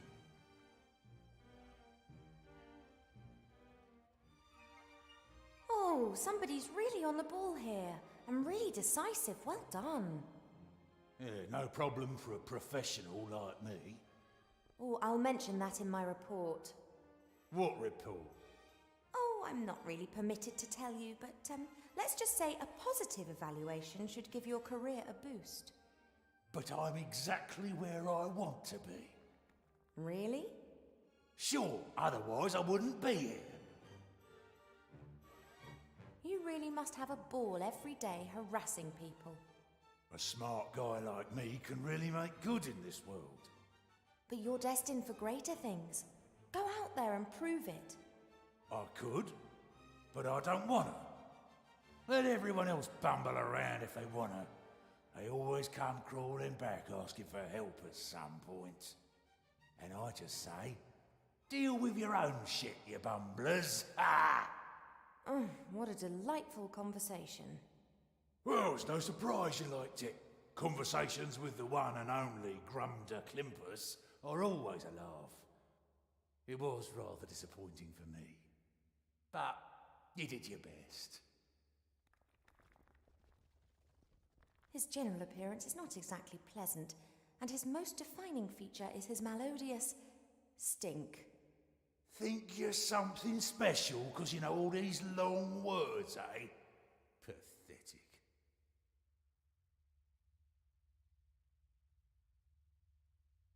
Okay, so there's not really, other than maybe looking at stuff, otherwise for now, there's not really much we're going to be able to do in here, it looks like. Go to the staff room is not going to happen. He'll block the way.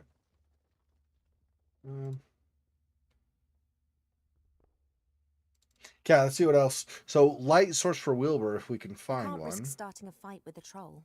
Yeah, I could get past him, but he might follow me and wake up half the town in the process.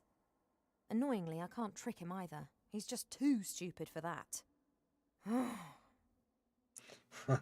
He's too stupid to get tricked. Sure. Okay. Fine.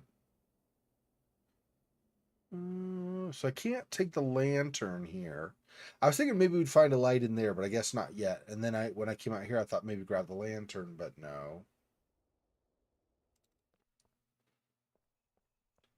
You did your best. Yeah. It did, didn't it? Yeah, that's a good point.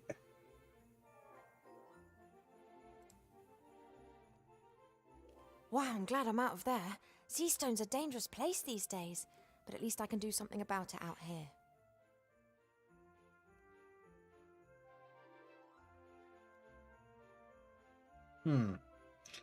Can't interact with the fire, so we're not going to get light from there. Hey, it's Nate. This is Nate. His name isn't his fault. I'll try to be nice to him. It's not his fault. Hello, Innate. Are you interested in these toys then?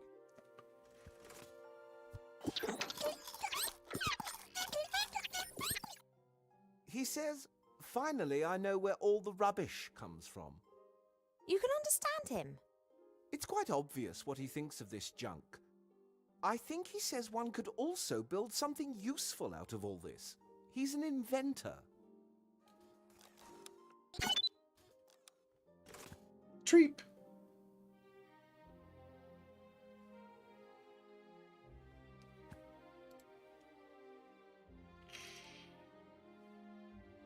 Wanted for the murder of Archmage Alistair, the dirty, rotten, dangerous, armed and whiffy fiend Wilbur Weathervane. The wanted man is armed and dangerous. Ha! Wilbur might be many things, but armed and dangerous? Seriously. It's like people who don't even know him make up stuff about him. Imagine that. Okay. Well, we maybe talk to the troll. Or not the troll. It's not a troll. The ogre here, the two-headed ogre, the Yetin, basically. A two-headed ogre. Rather rare and pretty complicated, anatomically speaking.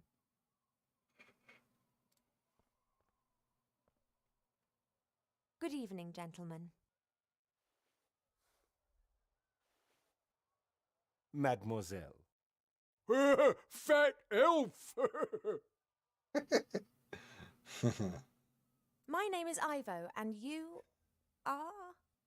Not Princess Ivo from the Woodland Realm? Yep, that's me. It's an honor, Your Highness. Although, considering the current situation, perhaps you shouldn't tell everyone who you are. I still don't know your name, kind sir. Oh, excuse me, Your Serene Highness. Please, call me Ivo. My name is Zloff. That's my brother, Blout. Blout? Perhaps you could explain to me what's happened here. You're a mage, right, Zloff? Mage? Me? No. Why Zloff always say that? Zloff is mage. Not after what happened to the other mages in this town.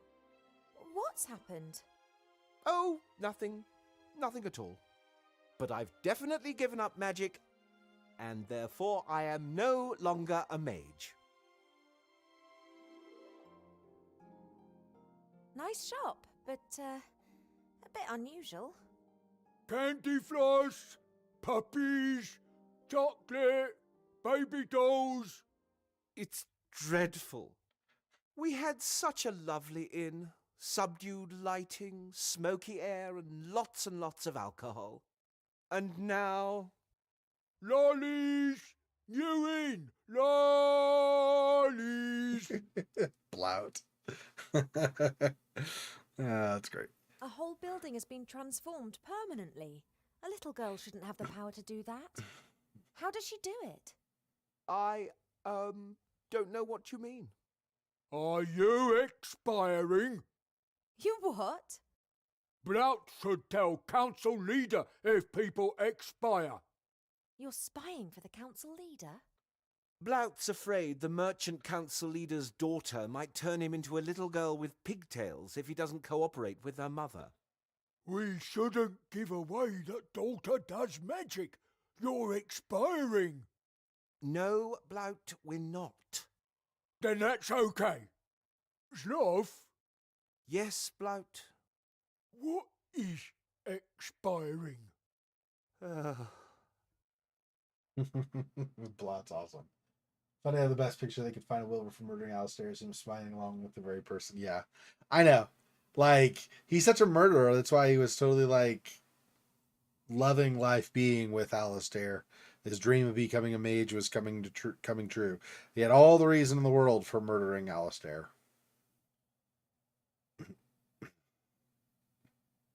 A friend of mine who's active in the non-existent resistance has to somehow illuminate a big cave. I'm no longer a mage and have nothing to do with the Resistance. And because I'm no longer a mage, I don't need my magical equipment anymore. Like, for example, this clicker, which can capture starlight. Perfect. Good job that you aren't a mage anymore. Now I can give this thing to my friend, who's not on a wanted list and who's also not in the Resistance, which also doesn't even exist. Why talk so strange? Something not right here. You're much too suspicious, dear Blout. Why are you talking all funny? Something's going on. I'm not sure what, but I swear something's going on.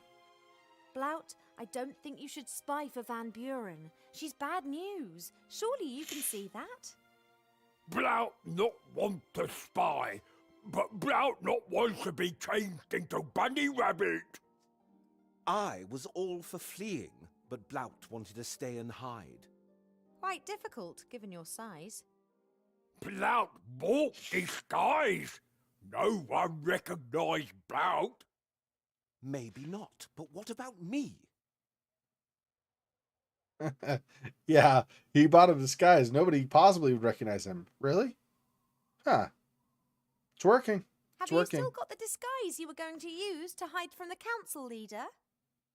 Still got. Would you give it to me? You want hide from council lady?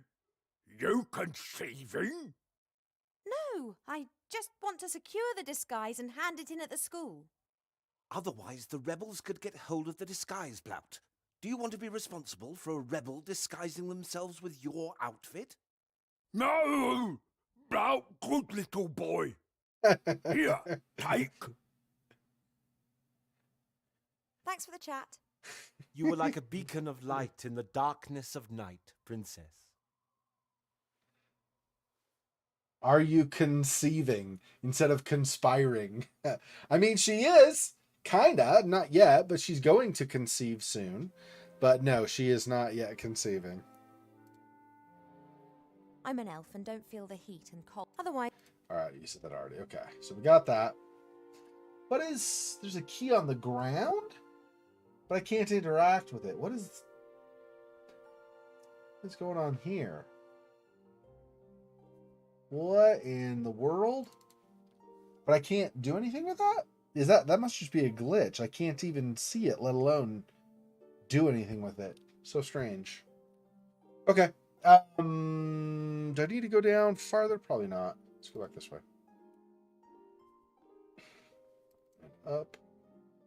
And down. Wilbur? Yes?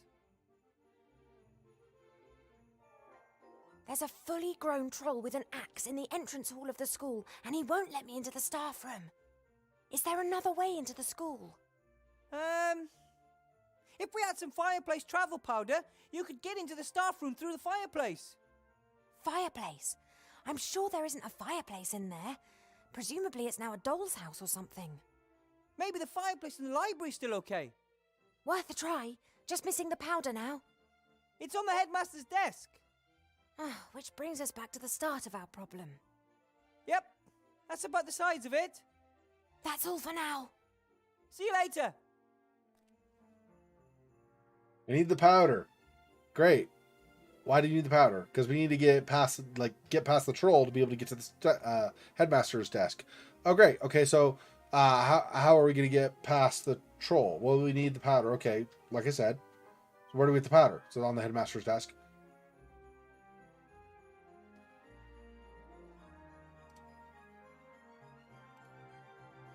Yeah, there we go. Get that. Wilbur? Yes? I think I might have the solution to your light issue. Oh, wait. We're not... Zloth has just given me something that he calls a clicker. If I've understood him correctly, you can use it to capture starlight and then let it go somewhere else. Sounds promising. Have you collected any starlight yet? No, not yet. I'll come back when I've got some. Sounds good. Yeah, I just realized after I clicked, I was like, crap, I got to get the starlight first before I can do anything with that. I realized after the fact. All right. A little bit further. There we go. Okay. Boom. Capture starlight. Right then, capture starlight. That is beautiful.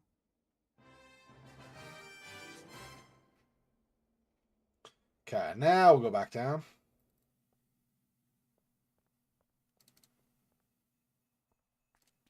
Okay, this.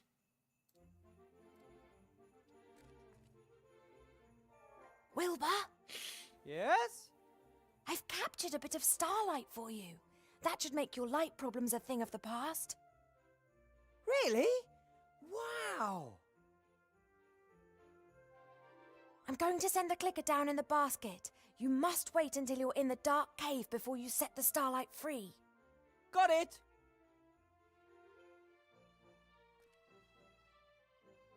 We're doing anything with the disguise as well, or no? Oops. Oh, that was okay. What is? Okay, hang on. Oh, is she putting it on? I didn't even pay attention. Ah, she's putting it on. I see. Okay. Interesting. Okay, we'll do that in a bit.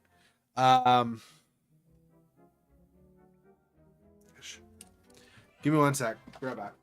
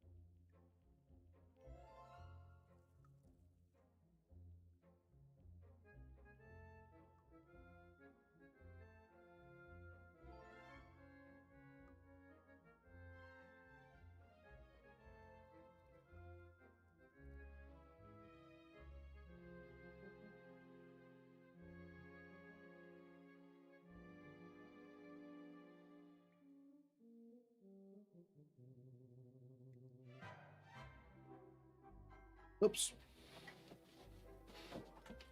Running into my computer. Okay. He's got it already. Okay. No. Okay. We'll use the mirror at some point, I guess, but maybe not yet.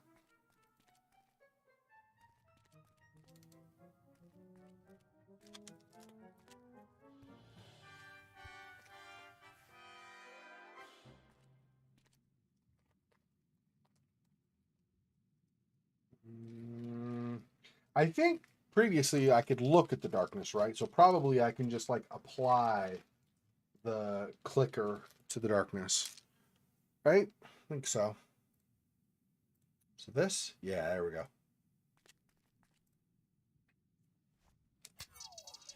Wow! Oh, that's bright. I can see. By God, you've got old. You're only statues. We are gods, trapped in statues. That, by the way, is a very exciting story. Could someone help me up?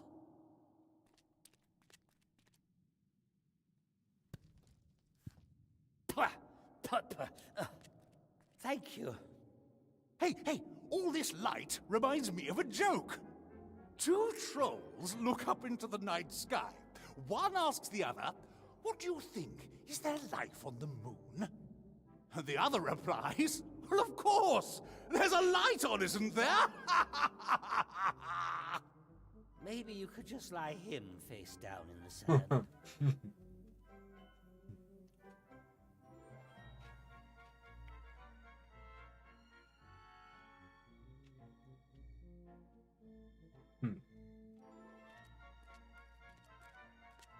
So you're gods in statues. Did someone imprison you? And so it came to pass that the young hero encountered the epic story. Which? The statues depict us. They are our last refuge. I always thought gods lived somewhere up in the sky in really stylish cloud palaces. I have lived in many temples, all of which were dedicated to me. The faithful met in them, discussing and answering the most difficult of questions. And they all paid homage to me, the god of riddles. And then you were forgotten and ate sand for a few centuries. That one calls himself Jerry, the god of bad jokes. The god of humor? That is Avini, goddess of the arts, and I am... Hypnis, the chatterbox. the god of good stories. One picture speaks more than 1,000 words.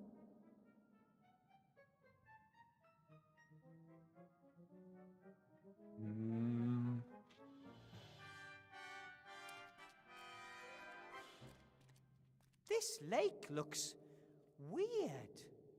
The water is so dark and somehow wrong. Oh, it's real water. That I could just swim to the island.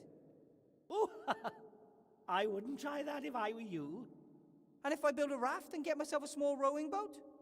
No boat can cross this lake, spoke the mighty voice of the highest of the gods. We can only explain to you how to get over the lake.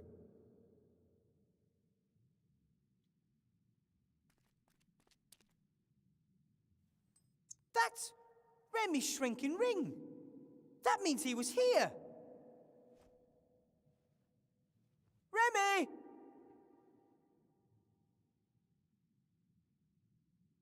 You expected them to be books again? They might be the same voices.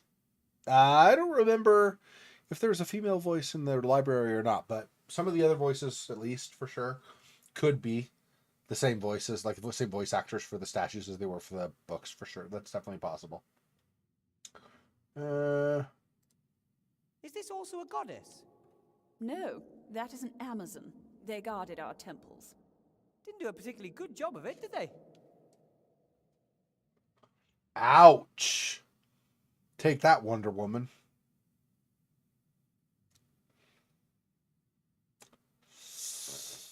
Okay.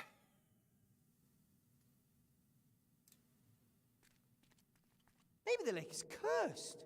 I can feel something evil and a chilling cold emanating from the water. The gods must know how to cross a lake like this. Yes, we do. An island in the lake with the ruins of the creepiest temple I've ever seen. That's the creepiest temple you've ever seen? Bruh, you've not seen some of the worlds I've seen in video games. There are many temples that are creepier than that, but that's okay. Oh, let's talk to you instead. We talked to him last time. Let's talk to you. Hi. We'll cycle through. Hello, my young friend. The art? Is that like when you make a face out of macaroni and glue it to some paper? Art is everywhere. There is nothing in this world that isn't art. That's why I'm the most important goddess here. The world consists of stories. Now, you both know the world would be terribly dull without a good laugh. Every time a painter picks up his brush, a sculptor his chisel, or a bard his lute, they are singing my praises. The painters and sculptors sing too. Leave it, Gnome. She's not so good with words. I still don't understand why you're here and not somewhere beautiful instead. I mean, you're gods. Can't you do whatever you want? Of course we can. Well, theoretically. In reality, though, no one has believed in us for a long while. Do you know how gods are created, young man? I thought all of the gods had always been there. Nah. We get our power by people believing in us. It can be a great power. A power that can move mountains and flare up conflict. But if no one believes in you anymore, nothing remains. Our temples were destroyed centuries ago or rededicated to other more bloodthirsty gods. These 4 statues are all that remain. If they disappear, we, like our religion, will cease to exist. I think my friend Remy's on the island over there. How can I cross to it? Now, it's quite simple. No, it isn't. First, he's got to answer some riddles. Oh, we've already done with the light. Can't we simply get on with the story now? Previously, people honored us, gave us offerings, erected temples. I can't build you a temple. No, but you can honor us, so that we will bestow our favor upon you. You are, awesome. Pitiful. You must give each of us an offering, or fulfill for each of us one wish. Or something like that.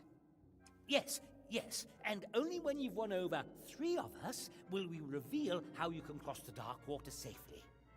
People, gods, whatever you are, this isn't a game. Remy may be in danger. When he is in the Temple of the Nameless One? For sure. Another reason for you to hurry. Chop chop, mortal. Win our favor. Can we talk about this favor thing again? I need to get on the island really urgently. Not so fast. We're gods, and we deserve to be paid tribute to. So, what do you want? Well, you don't appear to have a cup of wine on you.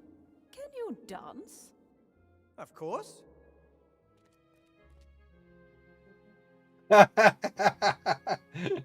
Okay, my first request, don't.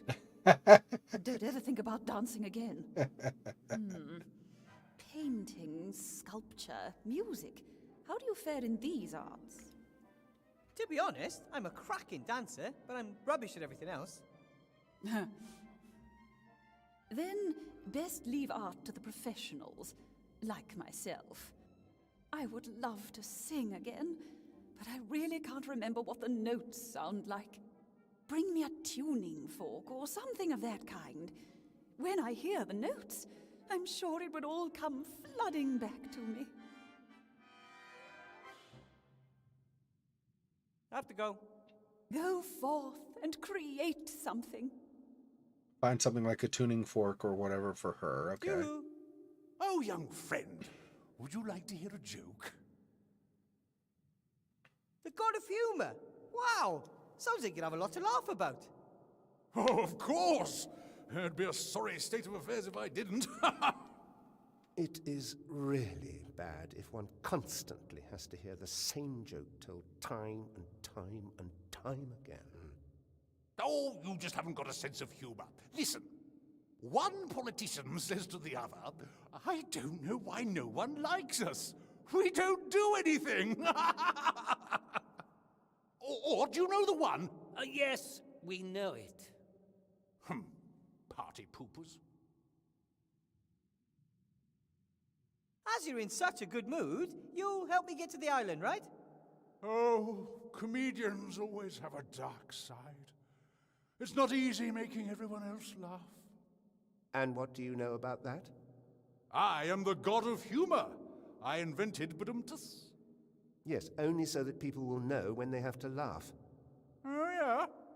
2 cannibals are eating a clown. One says to the other, he tastes a bit funny. Eh? Ha ha ha, that was new. You see? Yeah, it's a tough business making people roll in the aisles. You lot just don't realize that because you've never tried it yourself.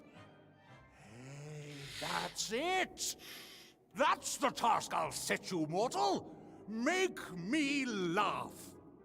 You want me to tell you a joke? One that's so funny, it makes my stomach ache with laughter. Oh, it'll have to be a right royal rib tickler. I have to go. Good day. Do you wish me a good day? Or mean that it is a good day whether I want it or not? Or that you feel good this day? Or that it is a day to be good on. If you're the god of puzzles, I have a serious bone to pick with you. Why? Why does everything have to be so complicated? An unlocked chest? Someone who just helps? For free? Is that too much to ask for? Nothing worth having in this world simply falls into your lap. Yes, but chess puzzles to open doors? Complicated machines in submerged temples? Machines that must have been completely pointless when the temples were still in operation. I agree. This is all just a distraction from the story. I don't know what the problem is. Doing a little dance to create a flash of lightning? That's brilliant. I guess the only way to gain your favor is by performing a strange set of tasks. No tasks. Riddles. That's all that matters to me. If you ask me a question I can't answer, you win my favor. That sounds familiar. My first riddle for you goes like this. What has roots nobody can see, towers beyond the tallest tree, never grows to get this high, but reaches up towards the sky?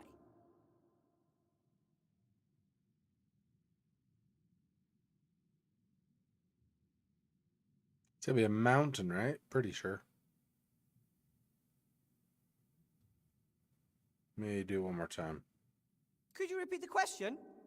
What has roots nobody can see, Yeah. towers beyond the tallest tree, never grows to get this high, but reaches up towards the sky?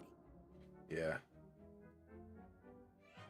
Roots that nobody sees, higher than a tree, but never growing. A mountain. Could be a mountain. It is a mountain. Well done. Now it's your turn. Ask me a question. If I can't answer it, you have won my favor.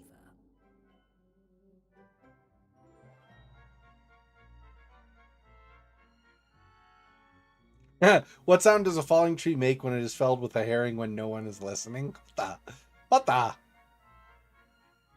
What have I got in my pockets? What are we? Bilbo with Gollum? What is the answer to the question of life, the universe, and everything? I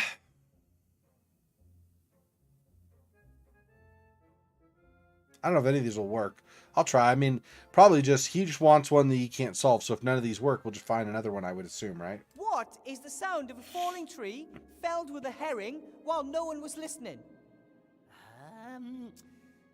Spalakaka. I don't think that's correct. Of course, I am the god of riddles. I'm absolutely all-knowing. But... My turn. 30 white horses on a red hill. First they champ, then they stamp, then they stand still.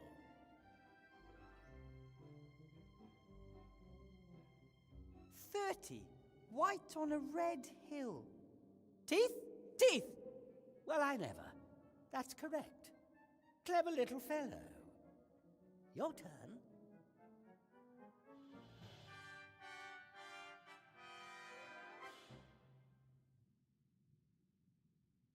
What is the answer to the question of life, the universe, and everything? 41.5.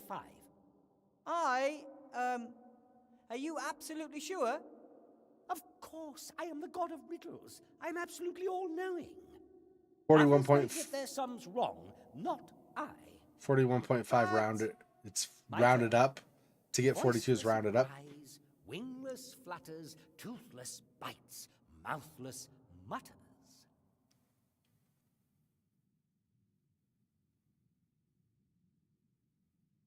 Grandpa.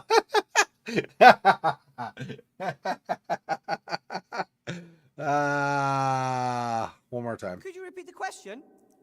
Voiceless it cries, wingless flutters, toothless bites, mouthless mutters. Yeah.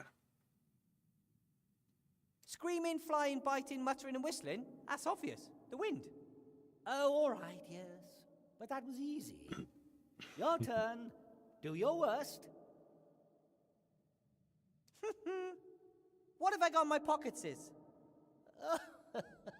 Some bits of fluff and a ring, A shrinking ring, to be precise. A mirror. A magical device that some people call a clicker. And no, that's all.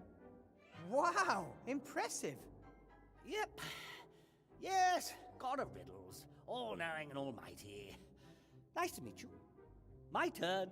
Nice to meet you. Something that consumes us all, from the mighty to the small, eats into iron and grinds down stone, dulls every sword, breaks every throne, defeats kings, turns their castles to dust, waits for no man, for pass it must. You mean time, right? Nothing can hide from it, neither trees, nor birds, nor kings. Not even the gods. Everything has its time, and all things must pass. Correct answer. Your turn.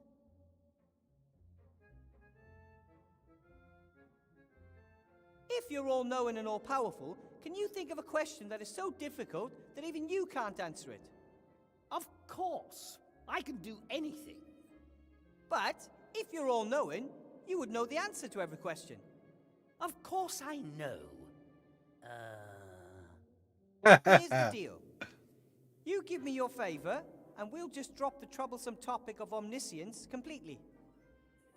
With that, the actual task which I set, without your knowledge, has been mastered. You have won my favor. Pedantic. So, one got down, two to go. I love it. That was great. Okay, so I need like a tuning fork or something. I need a joke to make him laugh. And what is, did he give me one? I don't know if he gave me one yet. Hero, and then asked the decisive question. I've always liked stories, especially the story of the knight Ni as he rode out to slay the evil dragon. Yes, one of my finest. You wrote the knight Ni story? I wrote all stories, so to speak. Boy falls in love with girl, hooker with a heart, happy ending, all my inventions. Everything since is just variations on a theme, really. Wow.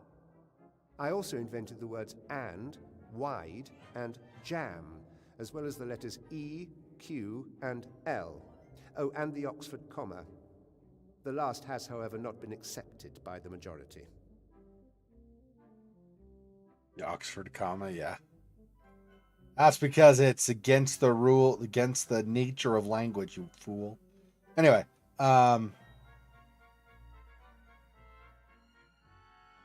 You said that the temple on the island was for the Nameless One?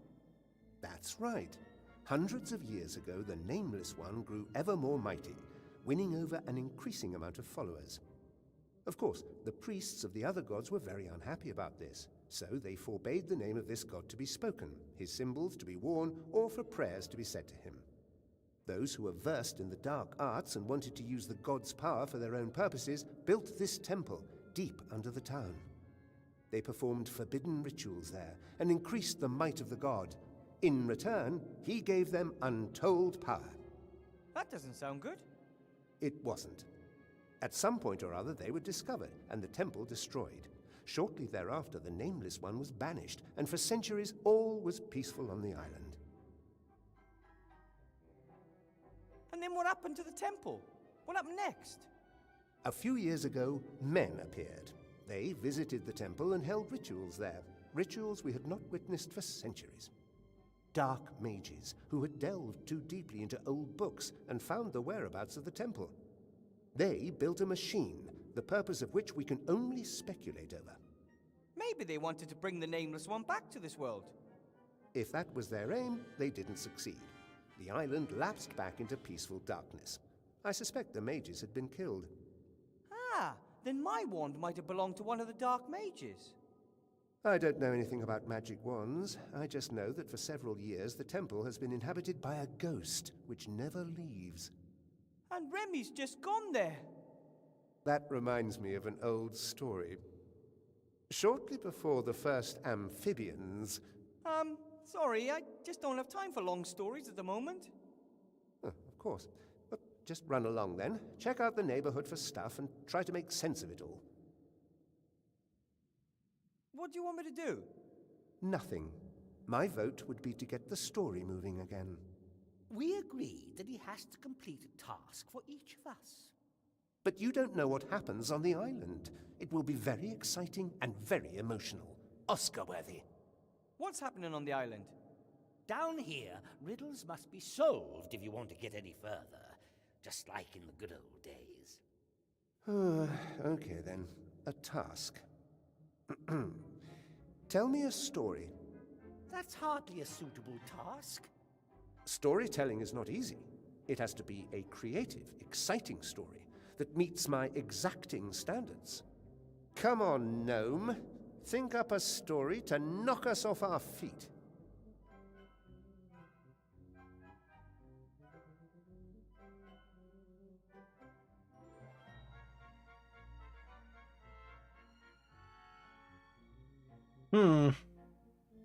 No idea if any of these are going to work. Let's try.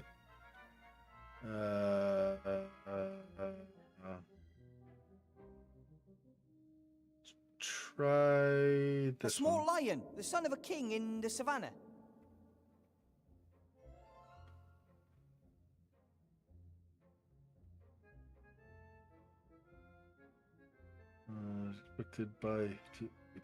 Unexpectedly visited by 13 dwarves. He's a white rabbit with a pocket watch. It's like totally mixing and matching, huh? So, he wants to start a new life across the ocean and boards a ship, an unsinkable one. Aha! Gripping storyline, exciting characters. The first act is complete. What are the further developments and climax going to be?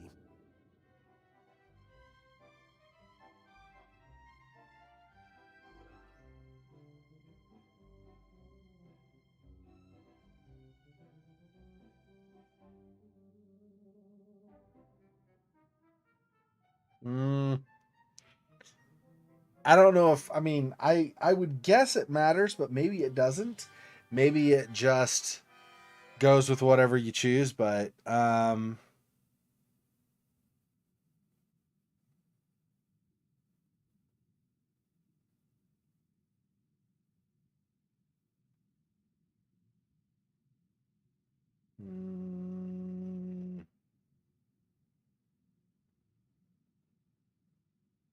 So yes, then he becomes a captain and is faced with a zombie and squid and pirates until later. crosses the streams with his friends.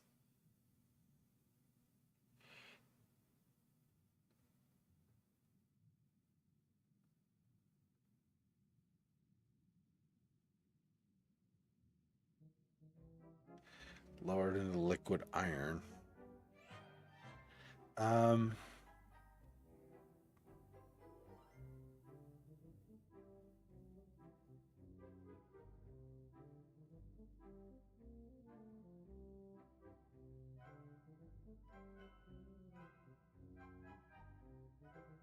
He can escape the aquarium where he was trapped the whole time. And then, the twist.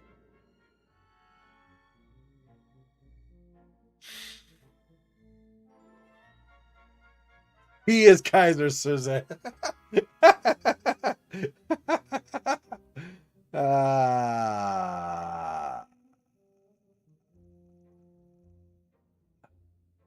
See, I don't know if these actually have to make sense to a degree. They really don't anyway. I'm trying to keep theme that's kind of... So like he boarded a ship, which is weird with the Lion King, but whatever. He boarded a ship, so then he became the captain. Anyway, but I don't know.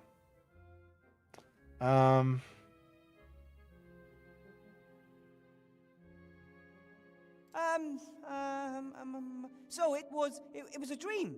In a dream. In a dream. Ah, very original. But... You've got my support, my young friend. And that's two gods in the bag.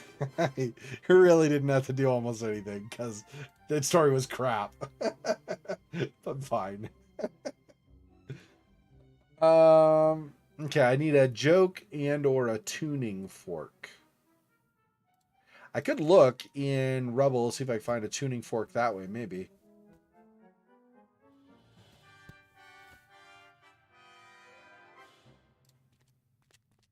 Timmy? Yeah?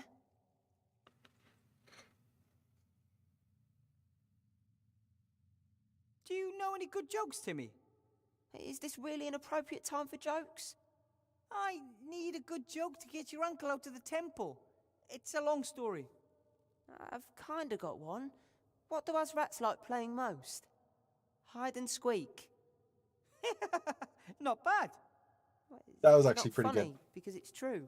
good. Okay. There's a dark lake down there with an island in the middle with a ruined temple on it. I'm pretty sure that's where your uncle is. Haven't you had a look yet?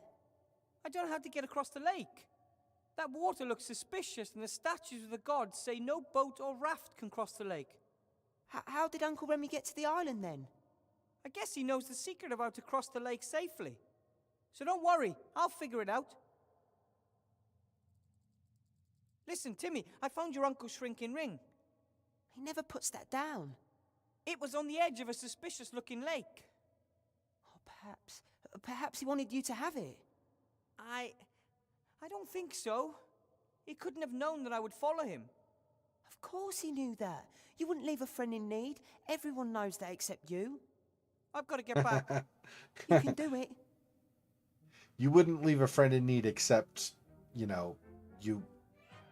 wanted to leave a friend in need, and you think you will. Yeah, I don't know if tuning fork probably is not the easiest thing to find.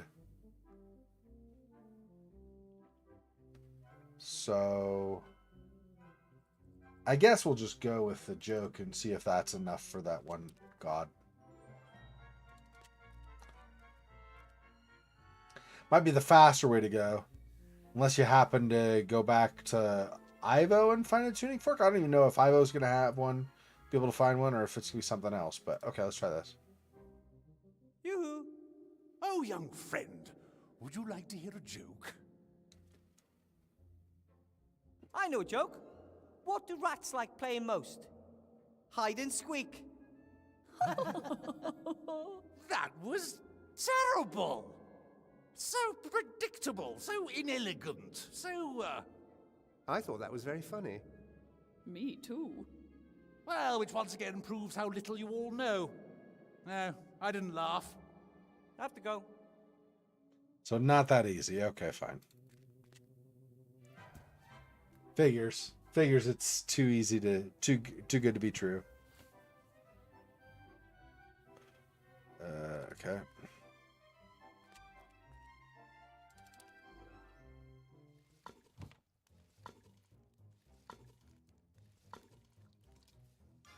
Hi, Ethel. Ooh, you always have this habit of creeping up on me. I found Remy's ring. It was lying down there on the shore of a dark lake. Oh, he never leaves that ring lying around anywhere. He's always saying that magic rings aren't a toy. You have to bring Monsieur de Dumont back to me. Us, in one piece, Wilbur. I'll do my best. Don't ask why, but you have to tell me a good joke. Two hydrocarbons meet. One says, hi. The other answers, ah, go away, you're substituted. Come on, tell me a joke. That, was one. Old alchemist joke. I don't get it. If you're not part of the solution, then you're part of the condensate. No need to insult me. I'm dead serious. I need a joke. Your mother is so ugly, not even fluorine would combine with her. Now you're even insulting my mother. I just want you to tell me a joke. Oh, something like, so this cannibal cook says to the captive, can you please whistle when the water boils? Yeah, something like that. Don't know any jokes like that. Oh well, then I'll use the one with the carbon thingy. I have to be going, Ethel. If you need stew, you know where to find me. Dude. My boss at work always tells these super cheesy jokes.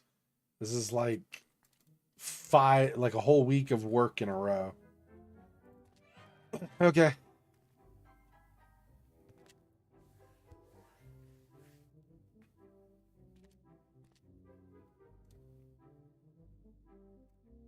All right. Try again, I guess. Oh, young friend, would you like to hear a joke? I know this joke about hydro car thingies. So, I heard this joke. He's gonna botch I'm it so bad, listening. so hard. So, two pieces of coal. One says, hello, whereupon the other says, ah, go away, you're substituted. Are you sure that's how the joke goes? I want to retract my contribution. I thought you might. I have to go. It's like, pretend I didn't say anything. That was worse than the joke that was not very good. Holy crap. Okay. What the crap? Seriously, what the hell? Okay.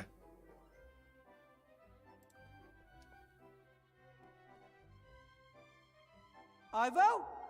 What? Did you know that there's a temple under the city? It's dedicated to an evil deity called the Nameless One. Well, that's not really his name, of course. He has a name, and it isn't the Nameless One, but... I know the legends, but what sort of temple are you talking about? There were people who worshipped the Nameless One. They built a temple using a machine. Maybe they wanted to bring him back to this world. I'm also pretty certain it's where Remy found the magic wand. Oh, then you should take a closer look at the temple. I'm working on it. Oh, well, we're just telling a joke about why chicken crossed the road. Seriously. Nobody has a joke that's good. I found Remy's shrinking ring. I can use it to get back to the school through the pipes. Great, that should help us. Do you know any good jokes, Ivo? Are you kidding me? Is that, are you kidding me, of course I know good jokes, or are you kidding me, how should I know any good jokes? Are you pulling my leg? Why in the name of all the gods do you want me to tell you a joke? Funny you should mention gods. They are involved. One in particular. Could you please just ask around? I need a really good joke, one that can make a stone statue of a god laugh. Of course. Thanks. She's like, okay. I need something that makes sound, not just any, music. A tuning fork or something like that. I'll see what I can find. Thanks. The island is supposed to be guarded by a ghost. I find that disturbing. Can't you cast a spell over it? You must know that. I never looked into that. I always thought that was too scary. Oh, I'll see what I can do. Yeah, do that. I have to get going. Don't get caught. Just Good luck. Keep your ears stiff. dump a whole bunch of tasks on Ivo. Poor Ivo. Okay, let's switch. So, okay, tuning fork, jokes. Hi, you two. Oh, hello. Don't ask me why, but Wilbur wants to learn a few good jokes. Do you know any? But of course. After being examined, the patient asks, "Doctor, is there anything you can do for me?" To which the doctor replies, "Certainly, I'll prescribe you a couple of mud baths." "And they'll help?" "Of course," the doctor says, "it'll help you to get used to the feeling of being buried." Oh, I still remember the damp earth. For a long time, I thought if only you'd let yourself be cremated. Oh, okay. Thanks. It's like, that turned quickly. You haven't by any chance brought a musical instrument with you from down there?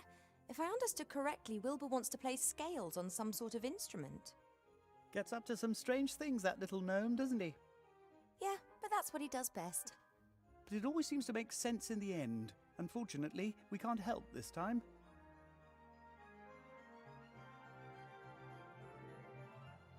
I bet you know all about ghosts, don't you?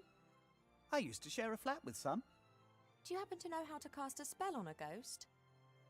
No idea. But I do know that ghosts don't stick to cleaning rosters, and they don't use doors, and that could really give you a terrible shock. I've got to go now. Bye, you two. Bye. Bye.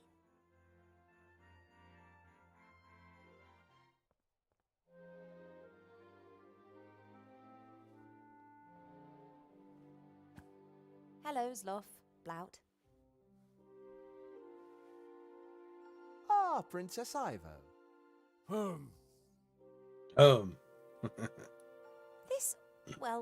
This might seem a little bit weird, but could you please tell me a joke? Why weird? A joke can lift the spirits in times of great adversity. No joke, no joke. Oh, Blout, your jokes are always so lewd. That's why good jokes. Okay. Two statues stand in park, face each other for hundreds of years. One be young man, other be young woman. Both is naked. Here we go again. Then God appear. He says, I grant you biggest wish. Both can leave plinth for 1 hour. Both disappear in bushes, rustling, whispering, giggling. Man pants, 10 minutes left. She reply, okay, now you hold pigeon and I sit on it.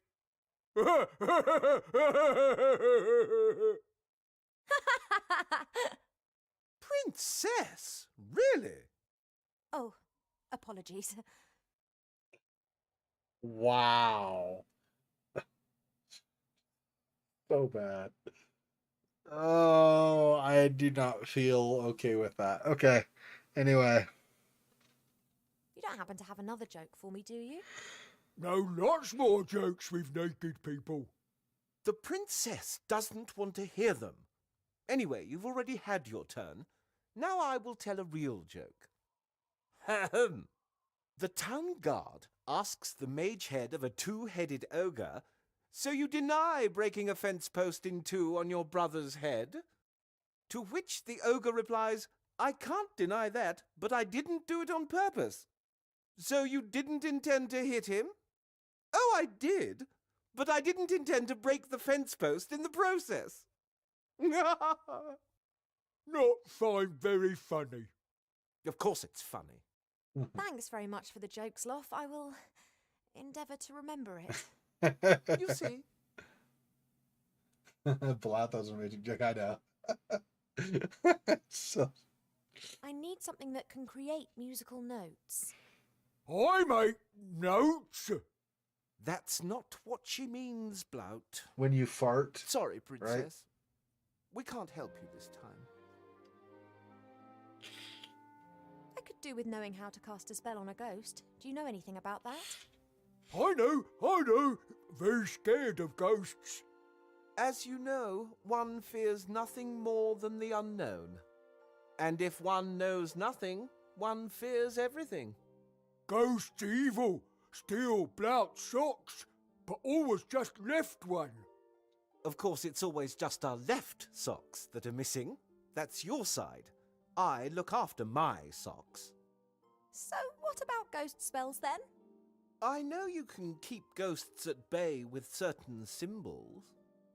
Blout has protector amulet with symbols on. About the amulet. Protect me from ghosts. Works good. Not attacked by ghosts so far. Could I borrow it, please? No, then Blout unprotected. The amulet depicts the magic circle, but it's not magical. Blout got it from the bargain bin for 3 copper pieces. It could still come in useful. It's mine. Won't give. I would try to persuade him, but it's hopeless. He's almost as scared of ghosts as he is of the young Van Buren. Blout, how about I give you something in exchange for the amulet? I've got, a stone which protects you from the evil eye. Ever since I've had it, I've not been hit by any curses. Give you 5 gold pieces for it. I don't want to sell the stone. I want to swap it for your amulet. But Blout want to be protected from ghosts and evil eye.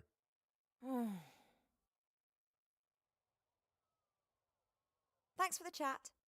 You were like a beacon of light in the darkness of night, princess. We're gonna have to, I think, find something to trade or whatever to get him to give the amulet up. There was another option, like dialogue option for it, but I don't think it doesn't look like it's gonna get anywhere for me or to me. So, okay, let's give Wilbur. Well, let's not do that yet. I'm gonna see if I can find a tuning fork or something like that. Maybe up where Bill's old stuff was. I don't know if it'll be up there or not, but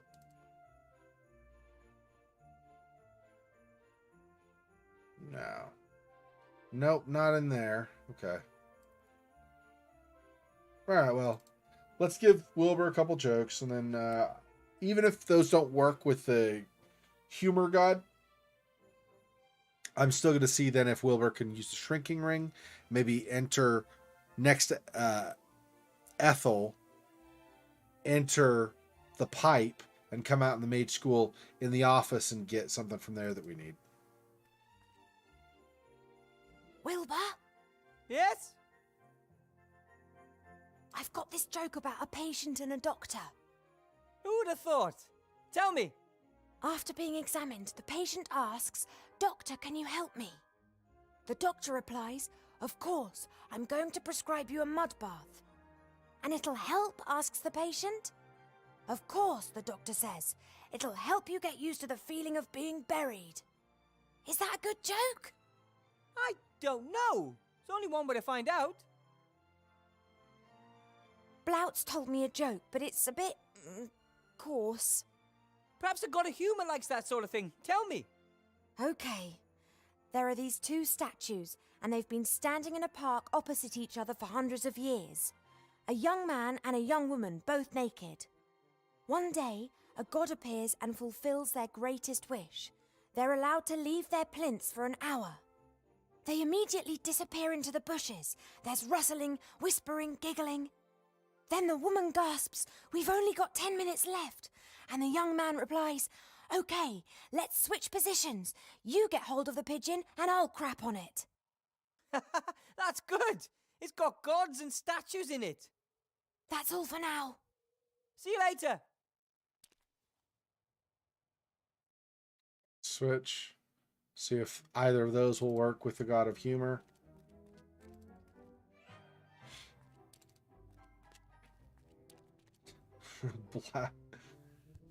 Blout's joke. It's just gross. Anyway, it is what it is. Yoo-hoo. Might work. Oh, young friend, would you like to hear a joke? I know a joke with statues and gods. I'm sure you like it. Oh, that sounds good. For hundreds of years, these 2 statues are in a park opposite each other. One is a young man, the other a young woman. Both are naked. So one day a god appears and grants them their greatest wish. They are permitted to leave their respective plinths for an hour. Both immediately disappear into the undergrowth. There's rustling, whispers, giggles. "We've still got 10 minutes, the young man gasps. And she replies, "Great, let's switch places. You hold the pigeon and I'll crap on it." That was even worse than the first one. Come on, that was good. Oh, sure. What does the god of humour know about jokes? Did you see me laughing? No. I have another joke. Right. Let's see if this one's any better. This is a joke about a doctor and his patient. I think it's the only one of its kind. After being examined, the patient asks, "Doctor, can you help me?" The doctor replies, "Of course. I'm going to prescribe you a mud bath." "And it'll help?" asks the patient. "Of course," the doctor says. "It'll help you get used to the feeling of being buried." That wouldn't even bring a tired smile to the faces of your audience. But Well, to an audience with a sense of humor. There's only one of them here, and he didn't laugh. Well, I thought my jokes were good, and the others laughed. Oh, that's irrelevant. I have to laugh. But you only seem to laugh at your own jokes. Because they're the best ones. But that's... Wait a minute. 2 cannibals are eating a clown. And what does one say to the other? He tastes a bit funny. He tastes a bit funny. Oh, he tastes a bit... Oh, because he's a clown. Oh, that was a good joke, my friend. You made me laugh. Oh, so now I'll aid you, mortal. You have to get all of the jokes that are actually... Unless I counted wrong, I've now done 3 of you a favour. So, how do I cross the water? Walk. Ha ha! You might be able to walk on water, but I can't. And what about ice? Ice? Haven't you noticed how cold it is here?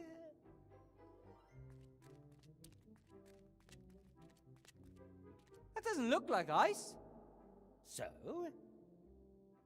And you couldn't have just told me that? Would it have been as satisfying that way? Probably not. But you'd better hope nothing happened to Remy just because you delayed me. But since this is a point and click, I don't think it matters that we go back. I'm going to still try to go through the pipe. Because we needed something, like Ivo needed something from the mage school, right? Like some way to get in. So we still want to, I still want to help her out with that. Let me, here, and I will use the ring. But with Remy's shrinking ring, I could fit.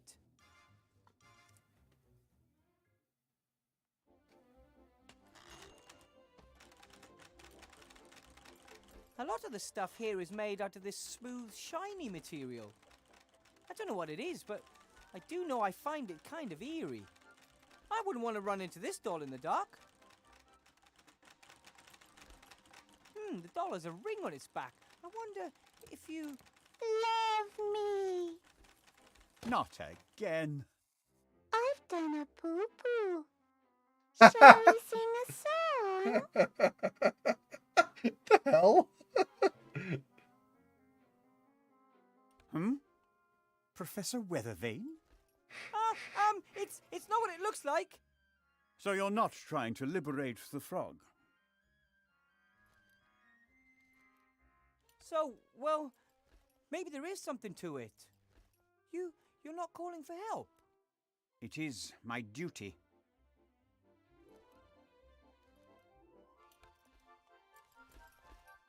How can you work for Van Buren? Don't you know what she's doing to this city and its people? It is not for me to judge her politics. I'm just a simple civil servant who must obey his superiors, no matter what they do. Even if she's as mad as a cuckoo clock. Since the death of the Archmage, Sybil Van Buren is my new employer, and it's my duty to serve her loyally. I didn't transform the Archmage. I hope you know that. Of course I know that. The very idea is... Archmage Alistair was Professor, Doctor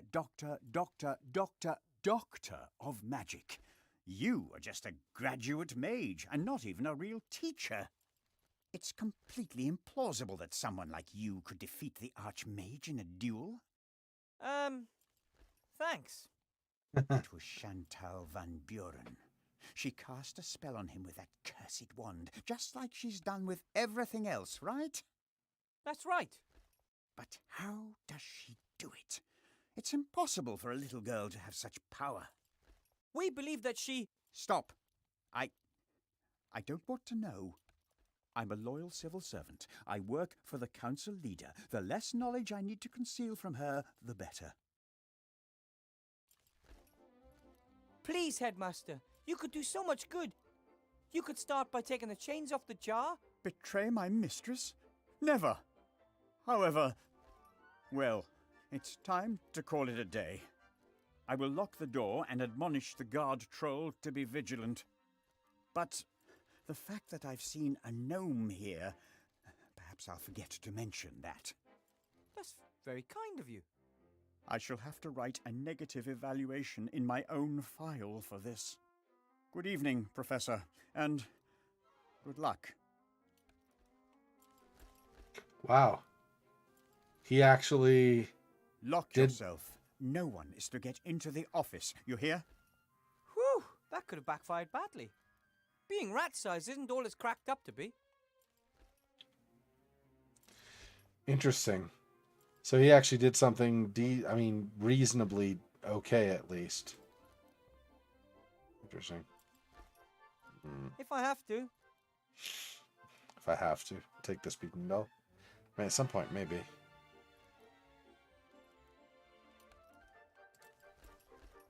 What a hideous creature! Better not get too close to the monster. It might have a taste for gnomes.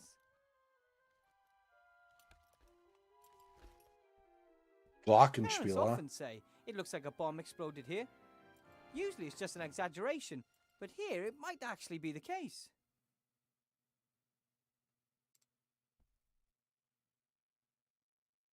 So that would have worked for the musical thing for the other statue. Interesting. Okay. It's an old model. I wonder if... Welcome back, Professor Weathervane. It's my old slate! The traitorous thing! I only do what I am programmed to do. All evil is on your side of the screen, not mine. Who ordered you to deceive me? Username Monkus Rules 1337. I see! I'll take you with me, but don't get any big ideas about me trusting you again.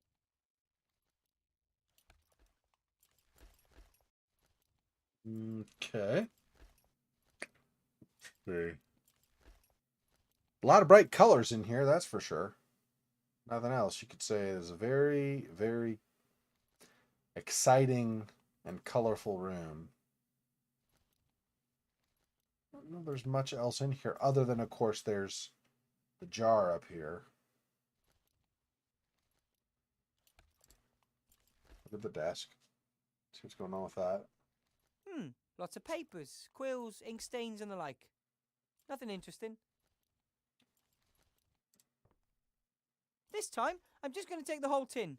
It's for a good cause.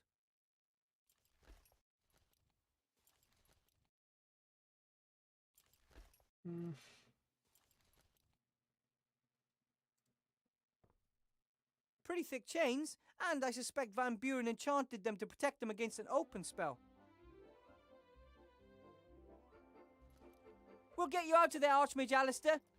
We just have to find a way to get rid of the chains. Ribbit. Yeah, okay, that might be it for now. For here.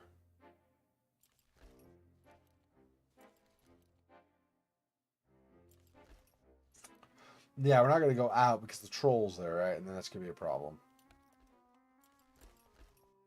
Alright, so let's use this again. This is Remy's shrinking ring. It's pretty powerful. It can shrink a fully grown gnome to rat size. Oh, whoops. He didn't use it. He just looked at it or examined it. Let's use it. Being shrunk is no fun at all. I should only use the ring when it's really necessary.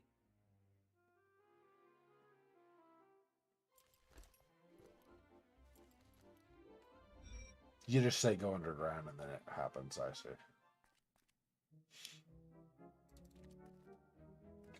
Probably no interaction with that other statue now, I would think, right?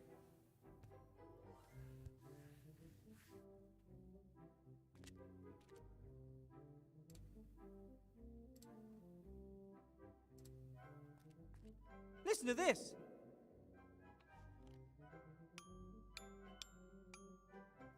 the music. Notes, semiquavers, vibrato. It's all coming back to me. Not bad, eh? I'm a natural. Oh, oh, aha! Is she the ghost? I It's like, thank you, mortal. not that I I'm going needed to do practice that, but every day so that I don't forget the notes again. Oh, great. Now, I've even done all 4 of you a favor, even though you weren't very helpful. The mark of a true hero is always to do more than he needs to, and to help everyone that he is able to help. We should reward him. Could you bring Remy here? Or transform the Archmage back? It wouldn't make for a particularly good story if a god suddenly intervenes and solves all the problems. But it would be funny. Bang! Story over! We want to present you with a laurel wreath of hybnis. Hey, we don't want to do that. Well, I think that's a good idea. Me too. Take it, Wilbur, and wear it with pride. It is a sign you are a friend of the gods. Thanks. Very well. But look after it. Given that I had to impress 4 gods to get this, I'm slightly underwhelmed by what I got. It's like, what is this crap? This isn't worth it.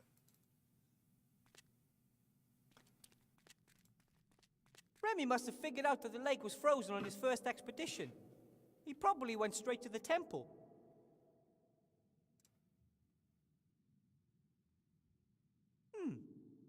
It looks like water, but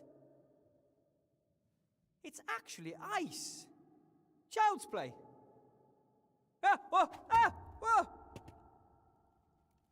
No problem at all. You've never been on ice before. It's probably like one of the first things you're gonna Remy! have happen. No, Wilbur. It's a trap.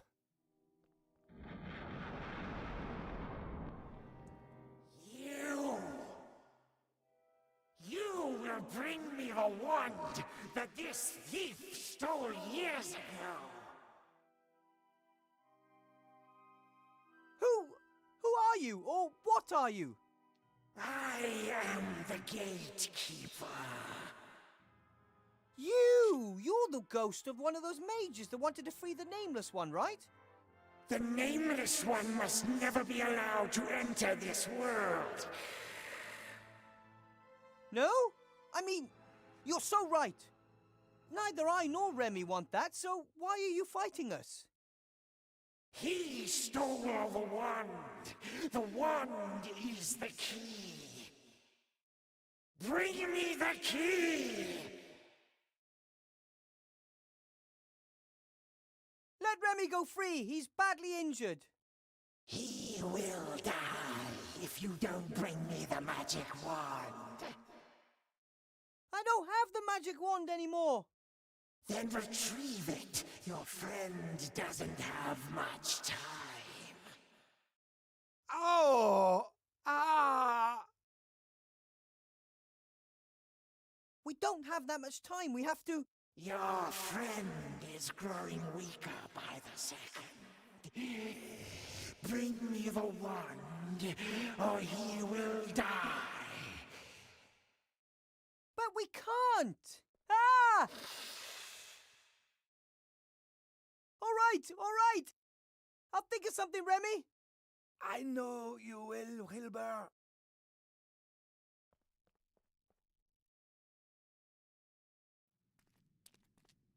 I have to get Remy out of there as quickly as possible.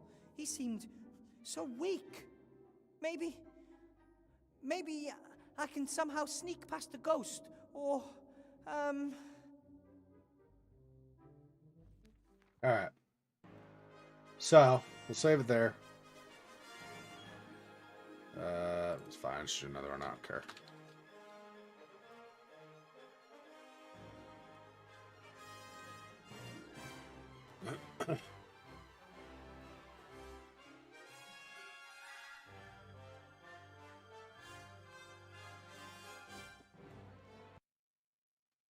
All right. So that is going to do it for today.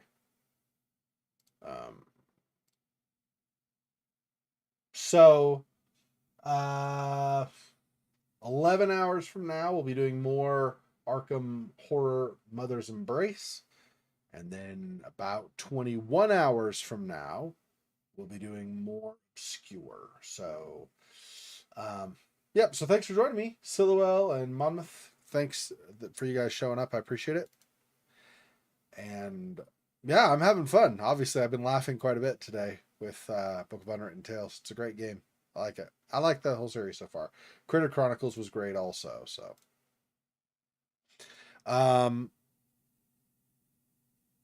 yep. I don't know if we're really getting close on any of the games. I feel like Book of Unwritten Tales, we still have quite a ways to go. I don't know on the others, actually. I think Obscure, we have a long ways to go because we were not all that far into it. On Arkham Horror, I think we're like maybe 2/3 or 3/4 of the way through. So we'll see. Anyway, thanks for watching. I'll see you guys next time when you can make another stream. Talk to you guys soon. Till next time. Peace. Poor Spider. This freaking boy. Oh, that's so sad.